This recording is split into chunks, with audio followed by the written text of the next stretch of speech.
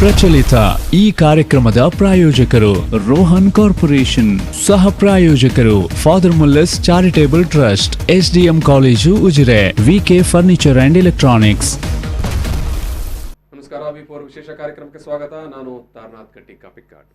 ವೀಕ್ಷಕರೇ, ಈ ದಿವಸದ ನಮ್ಮ ಮಾತುಕತೆ ಕಲಾವಿದರ ಕೈಚಳಕ. ಇವತ್ತು 3 ಮಂದಿ ಯುವ ಕಲಾವಿದರು ನಮ್ಮ ಜೊತೆಗೆ ಸ್ಟುಡಿಯೋದಲ್ಲಿ ಭಾಗವಹಿಸ್ತಾ ಇದ್ದಾರೆ. ಅವರನ್ನು 3 ಮಂದಿಯನ್ನು ಕೂಡ ನಾನು ಪರಿಚಯಿಸ್ತಾ, ಅವರನ್ನು ಮೊದಲಾಗಿ ನಮ್ಮ ಸಂತೋಷ್ ಅಂದ್ರಾದೆ ಅವರಿದ್ದಾರೆ. 3 ಮಂದಿ ಕೂಡ ಯುವ ಕಲಾವಿದವರು. ಸಂತೋಷ್ ಅಂದ್ರಾದೆ ಅವರು, ವಿನೋದ್ ಅವರು ಮತ್ತು ಪೃಥ್ವಿರಾಜ್ ಅವರು. ನಿಮಗೆ 3 ಮಂದಿಗೆ ಕೂಡ ಈ ಒಂದು ಶೋಗೆ ಪ್ರೀತಿಯ ಸ್ವಾಗತ. ವೀಕ್ಷಕರೇ, ಸಂತೋಷ್ ಅಂದ್ರಾದೆ ಮಧ್ಯದಲ್ಲಿ ಕುಳಿತುಕೊಂಡವರು ಮತ್ತು ವಿನೋದ್ ನನ್ನ ಪಕ್ಕದಲ್ಲಿದ್ದಾರೆ, ಪೃಥ್ವಿರಾಜ್ ಕೊನೆಯಲ್ಲಿದ್ದಾರೆ. 3 ಮಂದಿ ಕೂಡ ಯುವ ಸಾಧಕರು ಮತ್ತು ದೊಡ್ಡ ಮಟ್ಟದಲ್ಲಿ ಸಾಧನೆ ಮಾಡಿದವರು ಕೂಡ. ನಾನು ಮೊದಲಾಗಿ ಸಂತೋಷ್ ಅಂದ್ರಾದೆ ಅವರ ಬಗ್ಗೆ ಒಂದೆರಡು ಮಾತುಗಳನ್ನು ಹೇಳ್ತೇನೆ. ಆಮೇಲೆ ವಿನೋದ್ ಮತ್ತು ಪೃಥ್ವಿರಾಜ್ ಅವರ ಬಗ್ಗೆ ಹೇಳುವಂಥದ್ದಿದೆ. ಸಂತೋಷ್ ಅಂದ್ರಾದೆ ಅವರು ಮಂಗಳೂರಿನ ಮಾನಸ ಫೈನ್ ಆರ್ಟ್ಸ್ ಕಾಲೇಜಿನಲ್ಲಿ ಓದಿದವರು. ಆನಂತರ ಧಾರವಾಡದಲ್ಲಿ ಅವರು ಬ್ಯಾಚಲರ್ ಆಫ್ ಫೈನ್ ಆರ್ಟ್ಸ್ ಪದವಿಯನ್ನು ಪಡೆದವರು. ಯಾಕೆ ಇವತ್ತು ಅವರು ಸ್ಟುಡಿಯೋದಲ್ಲಿ ಭಾಗವಹಿಸ್ತಾ ಇದ್ದಾರೆ ಅಂತ ಹೇಳಿದ್ರೆ, ಅವರು ಇತ್ತೀಚೆಗೆ ಅಂದರೆ ಜಸ್ಟ್ ಕಳೆದ ವಾರ ಅಷ್ಟೇ ಅವರು ಭಾರಿ ದೊಡ್ಡ ರಾಷ್ಟ್ರೀಯ ಮಟ್ಟದ ಪ್ರಶಸ್ತಿಯನ್ನು ಪಡೆದಂಥವರು. NDTV ಅವರು ಆಯೋಜಿಸಿದಂಥ ಓರಾ ಮಜಾರ್ಟೋ ಅನ್ನುವಂಥ ಒಂದು ಆನ್ಲೈನ್ ಚಿತ್ರಕಲಾ ಸ್ಪರ್ಧೆಯಲ್ಲಿ ಇಡೀ ದೇಶಕ್ಕೆ ಪ್ರಥಮ ಬಹುಮಾನ ಪಡೆದಂಥವರು. ಅಂದ್ರಾದೆ ಅವರೇ, ನಿಮಗೆ ನಾನು ಈ ಸಂದರ್ಭದಲ್ಲಿ ಸಮಸ್ತ ನಾಗರಿಕರ ಪರವಾಗಿ ಅಭಿನಂದನೆಯನ್ನು ಸಲ್ಲಿಸ್ತಾ ಇದ್ದೇನೆ. ಎಸ್. ಅಂದ್ರಾದೆ ಅವರು ಹಿಂದೆ 2006ರಲ್ಲಿ ಕರ್ನಾಟಕ ಲಲಿತ ಕಲಾ ಅಕಾಡೆಮಿಯ ಪ್ರಶಸ್ತಿ ಪುರಸ್ಕೃತರು ಕೂಡ ಹೌದು. ಜೊತೆಗೆ ನಮ್ಮ ಜೊತೆಗೆ ಇನ್ನು ಯುವಕರು ವಿನೋದ್ ಮತ್ತು ಪೃಥ್ವಿರಾಜ್ ಅವರು, ಅವರಿಬ್ಬರೂ ಕೂಡ ಬ್ಯಾಚಲರ್ ಆಫ್ ವಿಜುವಲ್ ಆರ್ಟ್ಸ್ ಅಂದರೆ ದೃಶ್ಯಕಲಾ ಪದವಿಯನ್ನು ಮಂಗಳೂರಿನ ಮಹಾಲಸ ಸ್ಕೂಲ್ ಆಫ್ ಆರ್ಟ್ ಸಂಸ್ಥೆಯಿಂದ ಪಡೆದವರು ಮತ್ತು ಮಂಗಳೂರಿನಲ್ಲಿ ಇಂಥ ಒಂದು ಚಿತ್ರಕಲೆಗೆ ಪದವಿಯನ್ನು ನೀಡ್ತಾ ಇರುವಂಥ ಒಂದು ಪ್ರಮುಖ ಸಂಸ್ಥೆ ಮಹಾಲಸ ಸಂಸ್ಥೆ. ಈ ಒಟ್ಟಿನಲ್ಲಿ ಈ 3 ಮಂದಿ ಕೂಡ ಮಹಾಲಸ ಶಿಕ್ಷಣ ಸಂಸ್ಥೆಯ ವಿದ್ಯಾರ್ಥಿಗಳು.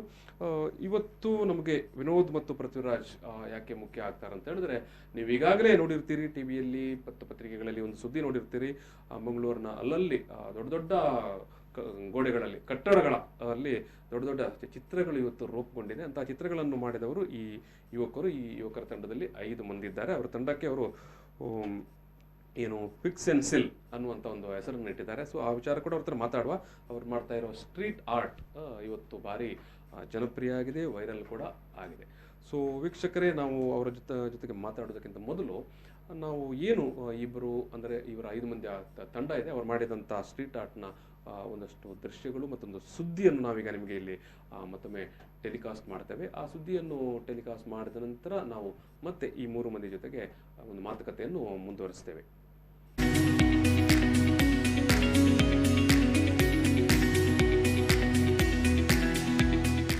ಚಿತ್ರಕಲೆಯಂದ್ರೆ ಯಾರಿಗೆ ತಾನೇ ಇಷ್ಟ ಇಲ್ಲ ಹೇಳಿ. ಪ್ರತಿಯೊಬ್ಬರು ಚಿತ್ರಕಲೆಗೆ ಹೆಚ್ಚಿನ ಮಹತ್ವವನ್ನ ಕೊಡ್ತಾರೆ. ಮಂಗಳೂರಿನ ಯುವಕರ ತಂಡದಿಂದ ಸಮಾಜಕ್ಕೆ ಉತ್ತಮ ಸಂದೇಶ ಸಾರುವ ಚಿತ್ರವೊಂದು ರಚನೆಗೊಂಡಿದೆ. ಮಂಗಳೂರಿನ ಪೂರ್ವದ ಗೋಡೆಯೊಂದರಲ್ಲಿ ಮೊಗವೀರ ಸಮುದಾಯಕ್ಕೆ ಸಂದೇಶ ಸಾರುವ ಚಿತ್ರವನ್ನ ರಚಿಸಿ ಎಲ್ಲರೂ ತಿರುಗಿ ನೋಡುವಂತೆ ಮಾಡಿದ್ದಾರೆ ಫಿಕ್ಸ್ ಅಂಡ್ ಸಿಲ್ ಸದಸ್ಯರು.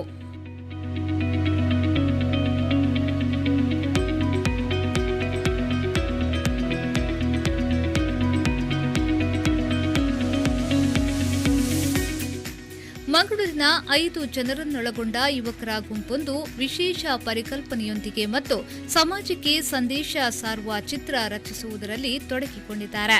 ಈಗಾಗಲೇ ಹಿರಿಯ ನಾಗರಿಕರೊಬ್ಬರ ಚಿತ್ರವನ್ನ ರಚಿಸಿದ್ದು, ಇದೀಗ ಮತ್ತೊಂದು ಚಿತ್ರಕಲೆ ಅದೇ ಯುವಕರ ಕೈಚಳಕದಿಂದ ಮೂಡಿಬಂದಿದೆ. ಮೀನು ಮಾರುಕಟ್ಟೆಯಲ್ಲಿ ಮಹಿಳೆಯೊಬ್ಬರು ಮೀನು ಮಾರಾಟ ಮಾಡುವ ಚಿತ್ರವೊಂದು ಯುವಕರ ಕೈಚಳಕದಿಂದ ಮೂಡಿಬಂದಿದೆ. ಕೇವಲ 3 ದಿನದಲ್ಲೇ ಈ ಆರ್ಟ್ ರಚಿಸುವಲ್ಲಿ ಯಶಸ್ವಿಯಾಗಿದ್ದಾರೆ.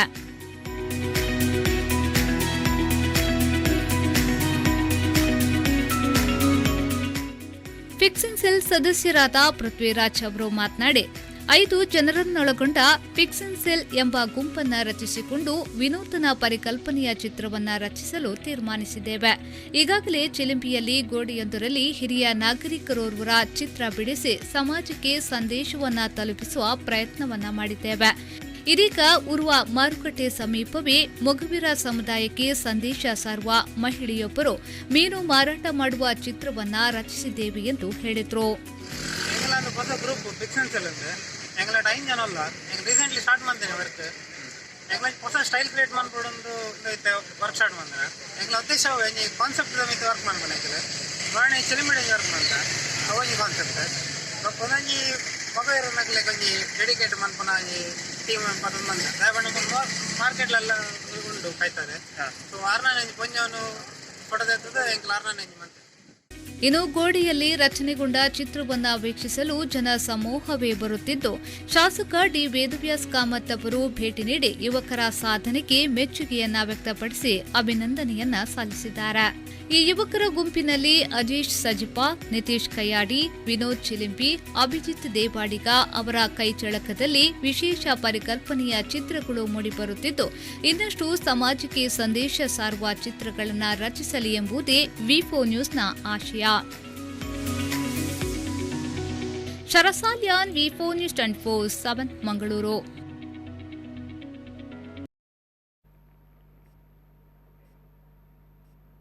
ಅದ್ಭುತ ನಿಜವಾಗಿಯೂ ಅದ್ಭುತ. ಸೊ ಅಂಥ ಒಂದು ವಂಡರ್ಫುಲ್ ಸ್ಟ್ರೀಟ್ ಆರ್ಟ್ ಮಾಡಿರುವಂಥ ಕಲಾವಿದರು ಫಿಕ್ಸ್ ಎಕ್ಸೆಲ್ ತಂಡದವರು. ಆ ತಂಡದ ಇಬ್ಬರು ವಿನೋದ್ ಮತ್ತು ಪೃಥ್ವಿರಾಜ್ ನಮ್ಮ ಜೊತೆಗಿದ್ದಾರೆ. ಜೊತೆಗೆ ಅವರದೇ ಕಾಲೇಜಿನಲ್ಲಿ ಓದಿದಂಥ ಅವರ ಹಿರಿಯರು ಸೀನಿಯರ್ ಸ್ಟೂಡೆಂಟ್ ಸಂತೋಷ್ ಅಂದ್ರಾದೆ ಅವರು ಕೂಡ ನಮ್ಮ ಜೊತೆಗಿದ್ದಾರೆ. ಅಂದ್ರಾದೆ ಅವರು ಇತ್ತೀಚೆಗೆ ನಡೆದಂಥ NDTV ಅವರು ಆಯೋಜಿಸಿದಂಥ ಓರಾ ಮಜಾರ್ಟೋ ಆನ್ಲೈನ್ ರಾಷ್ಟ್ರೀಯ ಒಂದು ಚಿತ್ರಕಲಾ ಸ್ಪರ್ಧೆಯಲ್ಲಿ ಇಡೀ ದೇಶಕ್ಕೆ ಪ್ರಥಮ ಬಹುಮಾನದ ಮೊತ್ತವೇ 3 ಲಕ್ಷ ರೂಪಾಯಿ ಇತ್ತು. ಅಂಥ ಒಂದು ಪ್ರತಿಷ್ಠಿತ ಬಹುಮಾನವನ್ನು ಗೆದ್ದುಕೊಂಡವರು. ಜೊತೆಗೆ ವಿನೋದ್ ಮತ್ತು ಪೃಥ್ವಿರಾಜ್ ಈ ಒಂದು ಸ್ಟ್ರೀಟ್ ಆರ್ಟ್ ಮಾಡಿದಂಥ ಕಲಾವಿದರು ನಮ್ಮ ಜೊತೆಗಿದ್ದಾರೆ. ವೀಕ್ಷಕರೇ, ಸಾಮಾನ್ಯವಾಗಿ TV ಪ್ಯಾನಲ್ಗಳಲ್ಲಿ ನಾವು ಹೆಚ್ಚಾಗಿ ರಾಜಕೀಯ ವಿಚಾರನೇ ಮಾತಾಡ್ತಾ ಇರ್ತೇವೆ. ಬಟ್ ವಿ4 ಸ್ಟುಡಿಯೋದಲ್ಲಂತೂ ನಾವು ದೇಶದ ಅನೇಕ ಆಗುಹೋಗುಗಳ ಬಗ್ಗೆ, ಅದು ಕೇವಲ ರಾಜಕೀಯ ಅಲ್ಲ, ದಿನನಿತ್ಯದ ಕೃಷಿ ಇರಬಹುದು, ಆರ್ಥಿಕ ವಿಚಾರ ಇರಬಹುದು, ಸಂಸ್ಕೃತಿ ಇರಬಹುದು, ಕಲೆ ಇರಬಹುದು, ಈ ವಿಚಾರವನ್ನು ಕೂಡ ಮಾತಾಡ್ತಾನೆ ಇದ್ದೇವೆ. ಯಾಕಂತ ಹೇಳಿದ್ರೆ ನಮ್ಮ ಸುತ್ತಮುತ್ತ ನಡೀತಾ ಇರುವಂಥ ಅನೇಕ ವಿಚಾರಗಳ ಬಗ್ಗೆ ನಾವು ಮಾತಾಡಬೇಕು. ಕಲಾವಿದರಿರ್ಬೋದು ಅಥವಾ ಇತರ ಎಕ್ಸ್ಪರ್ಟ್ಗಳು ಇರ್ಬೋದು, ಅವರ ಜೊತೆಗೊಂದು ಇಂಟರಾಕ್ಷನ್ ತುಂಬ ಅಗತ್ಯ. ಯಾಕಂತ ಹೇಳಿದ್ರೆ ಒಂದು ಆರೋಗ್ಯಕರ ಸಮಾಜದಲ್ಲಿ. ಸೊ ನಾನು ಈ ಸಂದರ್ಭದಲ್ಲಿ ಮಾತುಕತೆಯನ್ನು ಮುಂದುವರಿಸ್ತಾ ಮೊದಲಾಗಿ ಈ ಸ್ಟ್ರೀಟ್ ಆರ್ಟ್ ಬಗ್ಗೆ ಮಾತನಾಡುವುದಕ್ಕಿಂತ ಮೊದಲು ಸಂತೋಷ್ ಅಂದ್ರಾದೇವರೇ ಇಂಥ ಒಂದು ರಾಷ್ಟ್ರೀಯ ಮಟ್ಟದ ಸ್ಪರ್ಧೆಯಲ್ಲಿ ನೀವು ಬಹುಮಾನ ಪಡೆದಿದ್ದೀರಿ. ನಿರೀಕ್ಷೆ ಇತ್ತು? ಯಾಕಂತ ಹೇಳಿದ್ರೆ ಇದಕ್ಕೆ ಸಾಮಾನ್ಯವಾಗಿ ಈ ರೀತಿಯೊಂದು ರಾಷ್ಟ್ರೀಯ ಮಟ್ಟದ ಸ್ಪರ್ಧೆಗೆ, ಇದು ಬಹುಶಃ ಆನ್ಲೈನಲ್ಲಿ ನಡೆದಂಥ ಇಡೀ ದೇಶದ ವ್ಯಾಪಿಯಿಂದ ಎಂಟ್ರಿಗಳು ಬಂದಿರ್ತದೆ. ಎಲ್ಲ ದೊಡ್ಡ ದೊಡ್ಡ ಕಲಾವಿದರು ಹಾಗೆಲ್ಲ ಕಳಿಸಿರ್ತಾರೆ. ಏನು ಹೇಳಲಿಕ್ಕೆ ಬಯಸ್ತಾರೆ ನೀವು? 1000ಕ್ಕಿಂತ ಜಾಸ್ತಿ ಬಂದಿದ್ದಾರೆ ಎಂಟ್ರೀಸ್. Okay okay. ತುಂಬಾ ಹಂತಗಳಿತ್ತು, ಎಲಿಮಿನೇಷನ್ ಸುಮಾರಿತ್ತು. ಆದ್ರೆ ಹೋಗ್ತಿತ್ತು ನನಗೆ, ಆದ್ರೆ ಫಸ್ಟೇ ಬರುತ್ತೆ ಅಂತ ಇಲ್ಲ. ಒಟ್ಟಿಗೆ 10 ಪ್ರಶಸ್ತಿ ಅಂತ ಅವರು ಅನೌನ್ಸ್ ಮಾಡಿದ್ರು. ನನಗೆ ಇದೇ ಆಸೆ ಇತ್ತು, ಈ 3ರಲ್ಲಿ ಫಸ್ಟ್ ಸೆಕೆಂಡ್ ಥರ್ಡ್ರಲ್ಲಿ ಬರ್ಬೇಕಂತ ಆಸೆ ಇತ್ತು. ಅಷ್ಟು ಕಾನ್ಫಿಡೆಂಟ್ ಆಗಿದ್ರಿ? ಇರ್ಲಿ, ಗುಡ್. ಅದೇ ನಾನು ಅದಕ್ಕೋಸ್ಕರ ನಾನು ತುಂಬಾ ಕೆಲಸ ಪಟ್ಟಿದ್ದು. ಮುಂಚೆಯಿಂದ ನಾನು ಪೇಂಟಿಂಗ್ ಮಾಡ್ತಾ ಇದ್ದೇನೆ. ನನಗೆ ತುಂಬಾ ಇಷ್ಟ ಪೇಂಟಿಂಗ್ ಮಾಡಲಿಕ್ಕೆ ಸಹ. ಸೊ ಪ್ರಯತ್ನ ಪಟ್ಟೆ ನಾನು. ನಿಮ್ಮ ಒಂದು ನಿರೀಕ್ಷೆ ತರನೇ ಆಯ್ತು ಕೂಡ. Okay okay okay, thank you. ನಾನು ಮತ್ತೆ ಮಾತುಕತೆ ಮುಂದುವರಿಸ್ತೇನೆ ನಿಮ್ಮ ಜೊತೆಗೆ. ಈಗ ವಿನೋದ್ ಅವರೇ, ಈ ಫಿಕ್ಸ್ ಎಕ್ಸೆಲ್ ಅಲ್ಲ ಫಿಕ್ಸ್ ಅಂಡ್ ಸೆಲ್ ಅಂತ ನಿಮ್ಮ ಏನು ಈ ಒಂದು ಕೂಟಕ್ಕೆ, ಕಲಾವಿದರ ಕೂಟಕ್ಕೆ ಹೆಸರು ಕೊಟ್ಟಿದ್ದೀರಿ. ಏನಿದು ಸ್ವಲ್ಪ ಅದನ್ನು ವಿವರ ಕೊಡ್ಬೇಕಲ್ಲ. ಪಿಕ್ಸೆಲ್, ಹೌದು. ನಾವು ಇವತ್ತು ಮೆಗಾ ಪಿಕ್ಸೆಲ್ ಅಂತೆಲ್ಲ ಏನು ಗ್ಯಾಜೆಟ್ ವಿಷಯದಲ್ಲಿ ಮಾತಾಡುವ, ಕ್ಯಾಮೆರಾ ವಿಷಯದಲ್ಲಿ ಮಾತಾಡುವಾಗೆಲ್ಲ ಹೇಳ್ತೇವೆ ಪಿಕ್ಸೆಲ್. ಪೆನ್ಸಿಲ್, ಪಿಕ್ಸೆಲ್ ಮತ್ತು ಪೆನ್ಸಿಲ್ ಎರಡು ಬೇರೆ ಬೇರೆ ಕಾಂಬಿನೇಷನ್ಗಳನ್ನು ಇಲ್ಲಿ ಇದು ಮಾಡಿ. ಒಂದು ಪಿಕ್ಸೆಲ್ ಮತ್ತೊಂದು ಪೆನ್ಸಿಲ್. ಪೆನ್ಸಿಲ್ ಬಹುಶಃ ನಿಮ್ಮ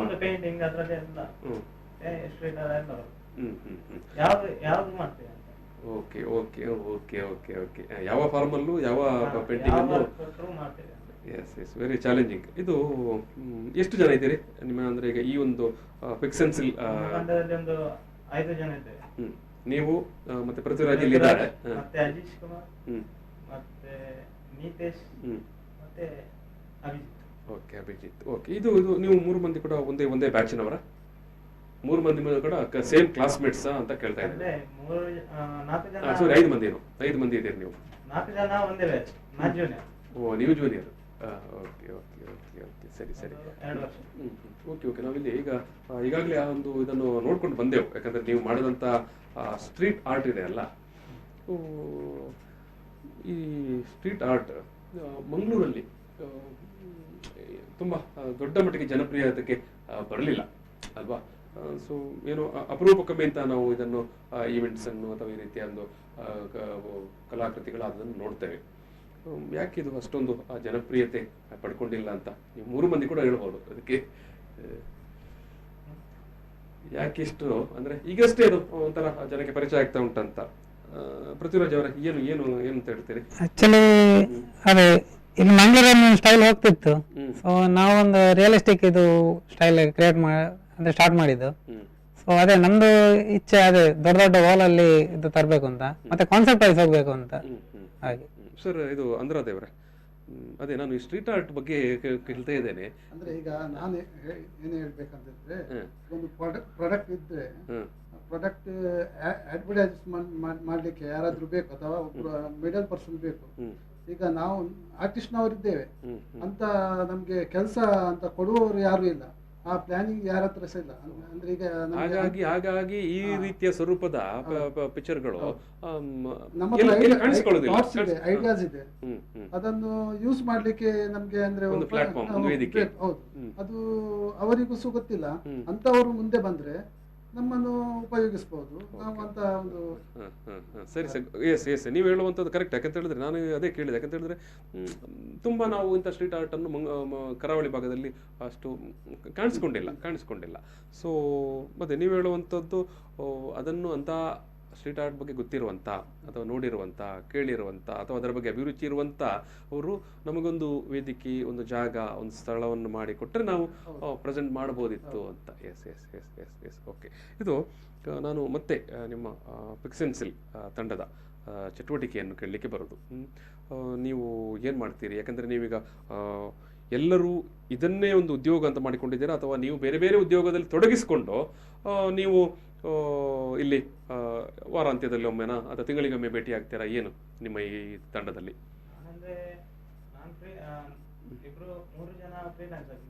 ಓಕೆ.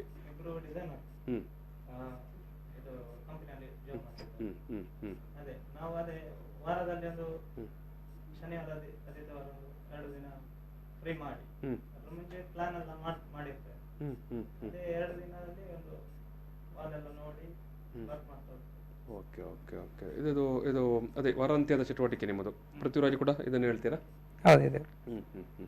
Okay okay. ವೀಕ್ಷಕರಿಗೆ ನಾವು ಒಂದು ಸಣ್ಣ ಬ್ರೇಕ್ ತಗೊಳ್ತೇವೆ. ಬ್ರೇಕ್ ನಂತರ ಈ ಹುಡುಗರು ಈ ರೀತಿಯ ಕಾನ್ಸೆಪ್ಟ್ಗಳನ್ನು ಎಲ್ಲಿ ಹುಡುಕ್ತಾರೆ, ಯಾರು ಅವರಿಗೆ ಈ ರೀತಿಯ ಪ್ರೇರಣೆ ಕೊಡ್ತಾರೆ, ಯಾರು ಗೈಡ್ ಮಾಡ್ತಾರೆ, ಮತ್ತು ಅಥವಾ ಅವರೇ ಅದು ಯಾವ ರೀತಿ ಅದನ್ನು ಸಿದ್ಧಿ ಮಾಡಿಕೊಳ್ತಾರೆ, ಈ ಎಲ್ಲ ವಿಚಾರವಾಗಿ ಮಾತಾಡಲಿಕ್ಕಿದೆ. ಆನಂತರ ಸಂತೋಷ್ ಅಂದ್ರಾದೆ ಅವರು ಕೂಡ ಅವರು ಕಲಾವಿದರಾಗಿ ಅವರು ಮಾಡಿದಂಥ ಸಾಧನೆಗಳ ವಿಚಾರಕ್ಕೂ ಕೂಡ ಮಾತಾಡಲಿಕ್ಕಿದ್ದೇವೆ. ನಾವು ಈಗ ಒಂದು ಸಣ್ಣ ಬ್ರೇಕ್ ತಗೊಳ್ತದ್ದು. ಬ್ರೇಕ್ ನಂತರ ಈ ಒಂದು ಕಲಾವಿದರ ಕೈಚಳಕ ಮುಂದುವರಿಯುತ್ತದೆ. ಪ್ರಚಲಿತ ಈ ಕಾರ್ಯಕ್ರಮದ ಪ್ರಾಯೋಜಕರು ರೋಹನ್ ಕಾರ್ಪೊರೇಷನ್, ಸಹ ಪ್ರಾಯೋಜಕರು father Muller's charitable trust, SDM college Ujire, VK furniture and electronics. ಕಲಾವಿದರ ಕೈಚಳಕ ಈ ಒಂದು ಸಂವಾದಕ್ಕೆ ಮತ್ತೆ ನಾವು ನಿಮ್ಮನ್ನು ಸ್ವಾಗತಿಸ್ತಾ ಈ ಒಂದು ಸಂವಾದವನ್ನು ಮುಂದುವರಿಸಿದ ಸಂದರ್ಭದಲ್ಲಿ ನಮ್ಮ ಜೊತೆಗೆ 3 ಮಂದಿ ಯುವ ಕಲಾವಿದರು, ಸಂತೋಷ್ ಅಂದ್ರಾದೆ ಅವರು, ವಿನೋದ್ ಅವರು ಮತ್ತು ಪೃಥ್ವಿರಾಜ್ ಅವರು. ಸಂತೋಷ್ ಅಂದ್ರಾದೆ ಅವರು ಇತ್ತೀಚೆಗೆ NDTV ಅವರು ಆಯೋಜಿಸಿದಂಥ ರಾಷ್ಟ್ರೀಯ ಮಟ್ಟದ ಓರಾ ಮೊಜಾರ್ಟೋ ಅನ್ನುವಂಥ ಒಂದು ಆನ್ಲೈನ್ ರಾಷ್ಟ್ರೀಯ ಮಟ್ಟದ ಚಿತ್ರಕಲಾ ಸ್ಪರ್ಧೆಯಲ್ಲಿ ದೇಶಕ್ಕೆ ಪ್ರಥಮ ಬಹುಮಾನವನ್ನು, ಸುಮಾರು 3 ಲಕ್ಷ ರೂಪಾಯಿ ಮೊತ್ತದ ಬಹುಮಾನವನ್ನು ಪಡೆದಂಥ ಒಬ್ಬ ಅದ್ಭುತ ಕಲಾವಿದರು. ಮತ್ತು ವಿನೋದ್ ಮತ್ತು ಪೃಥ್ವಿರಾಜ್ ಅವರು ಏನು ಮಂಗಳೂರಿನಲ್ಲಿ ಅವರದೊಂದು ತಂಡ ಇದೆ, ಪಿಕ್ಸೆನ್ಸಿಲ್. ಆ ತಂಡದ ಆ ಒಂದು ಕಲಾವಿದರ ಕೂಟದ 2 ಸದಸ್ಯರು. ಯಾಕಂದರೆ ಅವರು 5 ಮಂದಿ ಇರುವಂಥ ಒಂದು ಪಿಕ್ಸೆನ್ಸಿಲ್ ಕೂಟ, ಅದು ಚಿತ್ರಕಲಾವಿದರ ಕೂಟ. ಅವರು ಮಾಡಿರುವಂಥ ಸ್ಟ್ರೀಟ್ ಆರ್ಟ್ಗಳು ಇವತ್ತು ಮಂಗಳೂರಲ್ಲಿ ಅಂತೂ ಭಾರಿ ಸುದ್ದಿ ಮಾಡಿದೆ. ಸೊ ಈ ಸಂದರ್ಭದಲ್ಲಿ ನಾನು 3 ಮಂದಿಯಲ್ಲಿ ಕೂಡ ಮಾತಾಡುವ ಸಂದರ್ಭದಲ್ಲಿ ಈಗಾಗಲೇ ಮೊದಲ ಬ್ರೇಕ್ನ ಸಂದರ್ಭದಲ್ಲಿ ಅವರು ಯಾಕೆ ಇಂಥ ಒಂದು ಸ್ಟ್ರೀಟ್ ಆರ್ಟನ್ನು ಆಯ್ಕೆ ಮಾಡಿಕೊಂಡ್ರು ಅನ್ನೋದನ್ನು ಮಾತಾಡಿದೆ. ಮತ್ತು ನಮ್ಮ ಅಂದ್ರಾದೇವರು ಯಾವ ರೀತಿ ಈ ಒಂದು ಸ್ಪರ್ಧೆಗೆಯಲ್ಲಿ ಭಾಗವಹಿಸಿದ್ರನ್ನು ಕೂಡ ಮಾತಾಡಿದೆವು. ನಾವು ಮತ್ತೆ ಮುಂದುವರಿಸುವ ಸಂದರ್ಭದಲ್ಲಿ ಅಂದ್ರಾದೇವರೇ, ಈಗ ನೀವು ಭಾಗವಹಿಸಿದಂಥ ಸ್ಪರ್ಧೆ ಇತ್ತಲ್ಲ, NDTV ಅವರು ಆಯೋಜಿಸಿದಂಥದ್ದು, ಎಲಿಮಿನೇಷನ್ ರೌಂಡ್ಸ್ ಎಲ್ಲ ತುಂಬ ಇತ್ತು ಅಂತ ಹೇಳಿದ್ರೆ, ಅಂದರೆ ನೀವು ಏನು ಅಂತಿಮವಾಗಿ ಗೆದ್ದಂಥ ಚಿತ್ರಗಳನ್ನ ನಾವು ನೋಡಿದ್ದೇವೆ. ಅಂದರೆ ಈ ಎಲಿಮಿನೇಷನ್ ರೌಂಡಲ್ಲಿ ನೀವು ಬೇರೆ ಬೇರೆ ಫೋಟೋಸನ್ನು ಮಾಡಿ ಕಳಿಸ್ಲಿಕ್ಕೆ ಇತ್ತಾ, ಅದಂದರೆ ಟೋಟಲ್ ಕಾನ್ಸೆಪ್ಟ್ ಹೇಗಿತ್ತು ಅಂತ? ನಮಗೆ ಆನ್ಲೈನಲ್ಲೇ ಎಲ್ಲ ಸಬ್ಮಿಟ್ ಮಾಡಲಿಕ್ಕಿತ್ತು, ಪೇಂಟಿಂಗ್ಸ್ ಅದ್ರ ಬಗ್ಗೆ ರೈಟ್ ಅಪ್ಸ್ ಬರೀಲಿಕ್ಕಿತ್ತು. ನನ್ನ ಥಾಟ್ಸ್ ಏನಿದೆ, ನನ್ನ ಐಡಿಯಾ ಏನಿದೆ, ನಾನು ಯಾತಕ್ಕೋಸ್ಕರ ಪೇಂಟಿಂಗ್ ಮಾಡಿದ್ದೇನೆ, ಟಾಪಿಕ್ ಏನು ಪೇಂಟಿಂಗ್ ಬಗ್ಗೆ. ಸೊ ಅದನ್ನು ಮಾಡಿ ನಾವು ಅಪ್ಲೋಡ್ ಮಾಡಿ ಕಳಿಸಿದ್ವಿ. ಫಸ್ಟ್ ರೌಂಡಲ್ಲಿ 150 ಜನರನ್ನು ಅವರು ಆರ್ಟಿಸ್ಟನ್ನು ಸೆಲೆಕ್ಟ್ ಮಾಡಿದರು. ನಂತರ ಸ್ವಲ್ಪ ಟೈಮ್ ನಂತರ ಹಾಗೆ ಸ್ಟೆಪ್ ಬೈ ಸ್ಟೆಪ್ 3-4 ಅಂತ ಇತ್ತು. ಕೊನೆಗೆ ಮೂರನೇ ಅಂದರೆ 30 ಆರ್ಟಿಸ್ಟ್ನವರ ಸೆಲೆಕ್ಷನ್ ಆಗುವಾಗ ನಮಗೆ ಫಿಸಿಕಲಿ ಅಂದರೆ ಪೇಂಟಿಂಗ್ ಕಲಿಸ್ಲಿಕ್ಕೆ ಇತ್ತು, ಒರಿಜಿನಲ್ ಪೇಂಟಿಂಗ್ ಕಲಿಸ್ಲಿಕ್ಕೆ ಇತ್ತು. ಸೊ ಕಲಿಸಿದ ನಂತರ ಅಲ್ಲಿ ಅವರು 10 ಫೈನಲಿಸ್ಟ್ ಅಂತ ಅವರು ಸೆಲೆಕ್ಷನ್ ಮಾಡ್ತಾರೆ. ಸೊ ಆ 10 ಫೈನಲಿಸ್ಟ್ ಆದ ನಂತರ ಅವರು ನಮಗೆ ಅನೌನ್ಸ್ ಮಾಡಿದ್ರು, 10 ಫೈನಲಿಸ್ಟ್ ಇದು ಅನೌನ್ಸ್ ಮಾಡಿದ್ರು.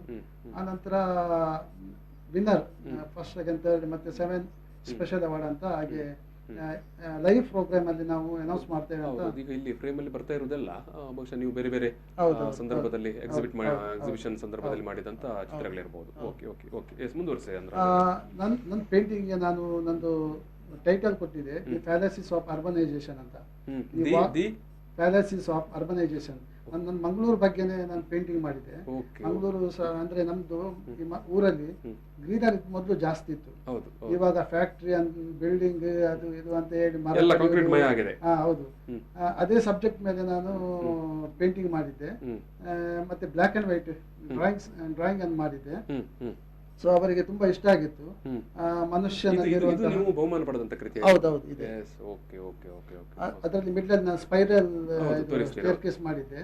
ಅದು ನಮ್ಮ ಮನುಷ್ಯನ ಅಂದ್ರೆ ಏನ್ ಹೇಳ್ತಾರೆ, ಒಂದು ಬದುಕಿನ ಪಥವನ್ನು ಅಲ್ಲ ಅದು ಕೆಟ್ಟ ಒಂದು ಇದು ಅಂದ್ರೆ ನಮ್ಗೆ ಇನ್ನೂ ಆಶೆ ಜಾಸ್ತಿ ಇರುತ್ತೆ.